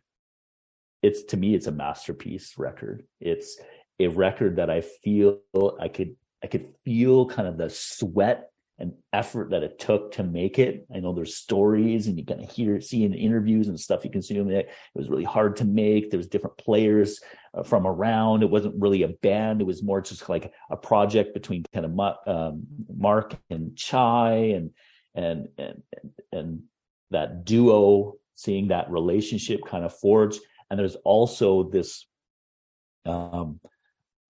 feeling behind Ken or Chai's lyrics that were just super personal. Not saying that he didn't do personal songs before, but there was just kind of something that, like, hey, like, I'm really struggling here. All I have left basically in my life is my pen. Talk about Cockatoo Quill, that song. Yeah. If we talk about this song, A Wreck in Progress, just look at that title. I'm a wreck. And to me, there's some parallels to the stuff that Chris does in terms of like look at Zoochosis, right? That song. That's just that song. I just feel the same sort of thing. He's just like kind of in his basement and just like, oh man, like I'm just so tired. I'm just so tired. This world is just like nothing that I've done. It just beats you down. Now I have kids and I have to think about that. Yeah. There's like this isolationist type theme, and that I feel it's kind of through some of his songwriting, and it's similar to that. And there's like that prairie punk idea, Propagandhi, prairie punks, SNFU, these prairie punks. To me, that word prairie punks, I don't just kind of throw that out willy-nilly. It's just that really has a meaning, because there's that parallel. I like that word, that parallel is that theme, and I kind of see that. So with that record, and then also there's the connection to being that record to SNFU, because G7, because Mark went to G7 to try to put it out and they declined. Yeah. Right. Yep. And so then, so then that record was actually funded by a couple of fans from California, and it was pressed or distributed in a sense through Rake Records, which is really just Mark, and Reluctant Recordings, which is now a friend of mine, Eric, which is from Edmonton. So if you look at Reluctant Recordings on Discogs, Eric is, at the time, he doesn't do it anymore, just had this label, and it was just a labor of love. Yeah. And where all of the things behind the records, there was this very artistic and intentional meaning behind it. So they had, for this record, for example, the test presses, there were only 7 of them made. And they had these nice stamps. I actually have 6, or had 6 of the 7 at one point in my possession. But if anyone doesn't know anything about SNFU, they wouldn't know the connection to the 7. All of their albums have 7 words in their title. And so only a true fan of SNFU would get, true fan, whatever that means, would get that connection. 7 test presses. Okay, 7. So that theme of 7 throughout there. So that record just, it's kind of like it was kind of at the end of the road, their last coup de grace, so to speak. I think Chai's lyrics were great. Some of their songs are great. There's this personal element that is a little bit deeper there. It also has a connection to Edmonton and home again, that with the Reluctant Recording kind of piece, and the whole package was, I thought, done really, really well. How do you feel about Chris's version? How do I feel about it? There's a lot of similarities. I was kind of listening to those songs back and forth. Very faithful. Yeah. It's an I'm curious as to why he picked that. It's again follows to the fact that he's kind of a wreck in progress too, but there's 2 different things. If you compare Ken and Chai and what maybe he was going through, like he fell down that hole of addiction, right? Dealt with addiction his whole life. I don't think Chris has an addiction or anything like that. So they come from different come from different places. Here I'm a wreck because maybe this alcohol and these drugs are kind of influencing me in this way. Here I'm just a wreck because this world is bananas. It's crazy. And so it's an interesting choice of a song. I was like really excited that he did an SNFU song, of course. I like the part like the I'm going blind, and so he kind of adds, so it says that a few times, it kind of drags that out. I really like that.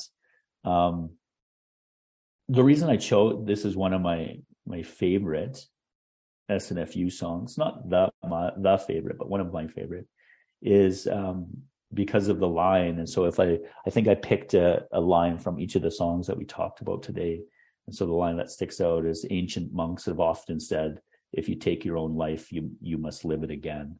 Yeah. The reason I chose that song, and it's so meaningful, I think most people know, but my father took his own life.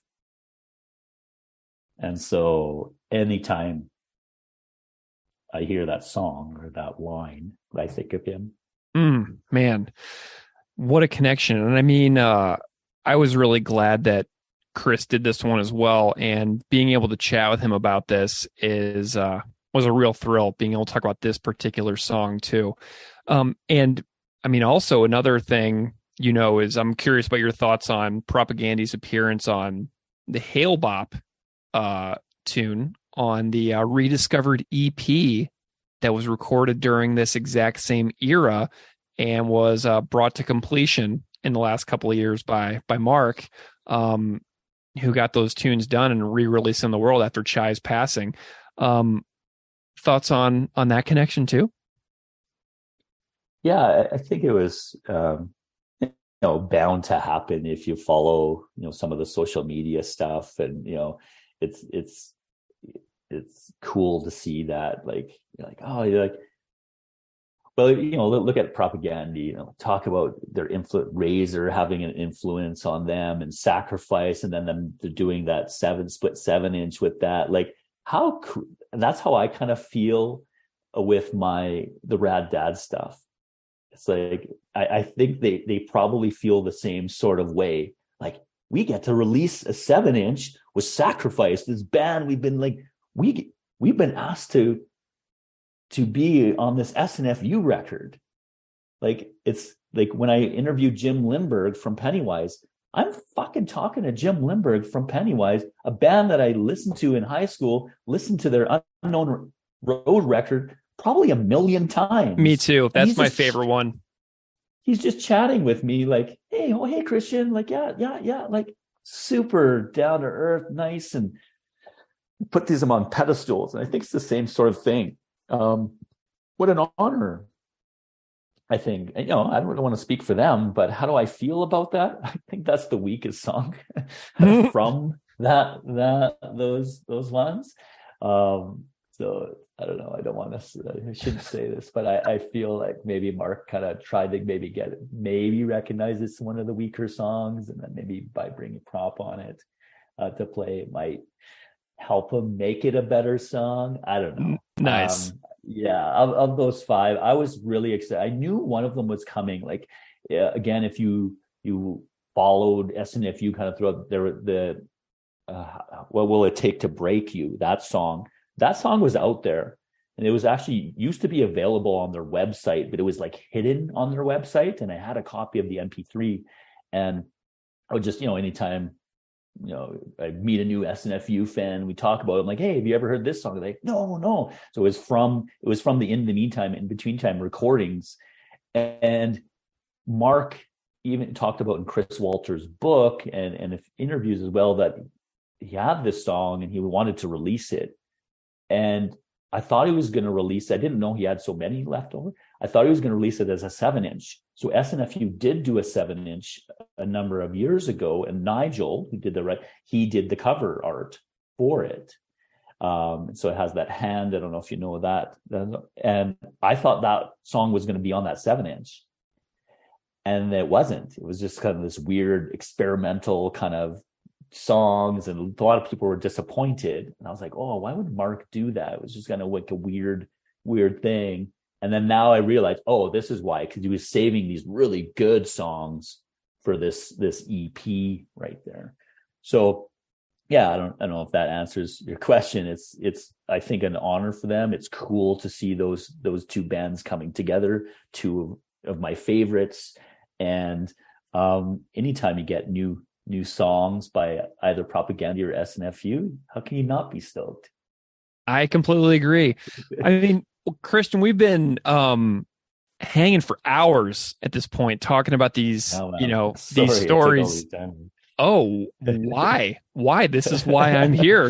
This is the fan oral history of Propagandhi podcast. Essentially, I could almost rename it that. Be like, the fan oral history of Propagandhi. That's kind of what this show has become to me. So the people's history of Propagandhi. I mean, kinda, isn't it? I mean, so many shows have been discussed on here, so many records, so many songs, and so many stories, and it doesn't end. Like I was talking about stories with Rhodey from Protest the Hero just not that long ago, and he was telling me all the stories about how Propagandhi influenced Protest the Hero, which has become such an iconic Canadian band as well.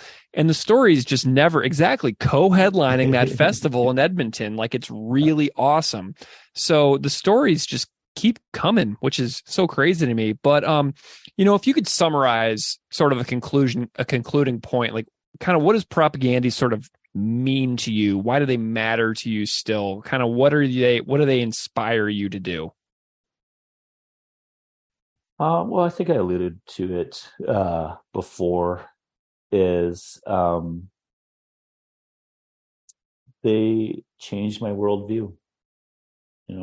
I think that a lot of people have probably said that on your shows. Just like the band Crass changed my worldview, just like the band MDC changed my worldview. SNFU did, made me recognize things are possible, growing up in a small prairie town. And they're the same. Like they change my worldview. They make me think about things, and they make great music. Like it's just really good. And I don't know, that's really all I would have to say about that. Is just they mean a lot. They brought a lot of people in my life. And music does that. It's what's that line from Rock for Sustainable Capitalism? The music is meant to I don't have it, connect people sort of thing. Not a bank machine. Yeah, it's not a bank machine. It's that kind of idea, and I really like that line from that song. And it's the same thing, brings people together, and it also I just love the politics and what they introduced me to. Especially with that, that groundbreaking record. Less talk, more rock, and introducing me to food politics, gender politics, if you want to use the word politics for that. But just this anarchist idea. I remember growing when I was in university doing my science stuff. I spent probably more time in the library looking at old anarchist books, like Peter Kropotkin and Emma Goldman and Bakunin and those anarchists, and that was from Crass and Propagandhi. And it's I don't know. I'll just leave it at that, man. Yep. Well, Kristian, where can people find you if they want to, get in touch or see what you've done? Oh, yeah. I don't know. You can find me where, I don't know, lots of different places. The internet, I guess, at I don't know. I don't know these things. Brett always does this kind of piece, this self-promotion kind of piece. Oh, that's so fun. Just Rad Dads, just, Rad Dads Edmonton. Just Google that. We have Instagram, Facebook, a lot of the stuff I kind of put out there is there. I have a personal Instagram account, but it's I don't share it with too many people. Just kind of because I post a lot of stuff about my kids and whatnot. So yeah, so there's that too. But keep a lookout. Or I'm really hoping to do that SNFU podcast in the future. Other kind of things in the works or ideas that I have planned. I really want to do a vinyl kind of like coffee table book. My friend in Saskatchewan is doing is curating an exhibit on SNFU, and he's just has it close to being done, and so he's going to do it at his art gallery / museum. And my idea, I'm throwing out this into the universe. I want to be able to take that and maybe fill some of the holes of his exhibit, and then bring it down to the Punk Rock Museum in Vegas and try to do an SNFU exhibition for a month or something. So those are the things that I have my mind set on. We'll put it out there. But truly, that would be super fantastic. I mean, Kristian, I'm super glad that you and I and Brett have been able to sort of forge this little podcasting dads alliance the last couple of years.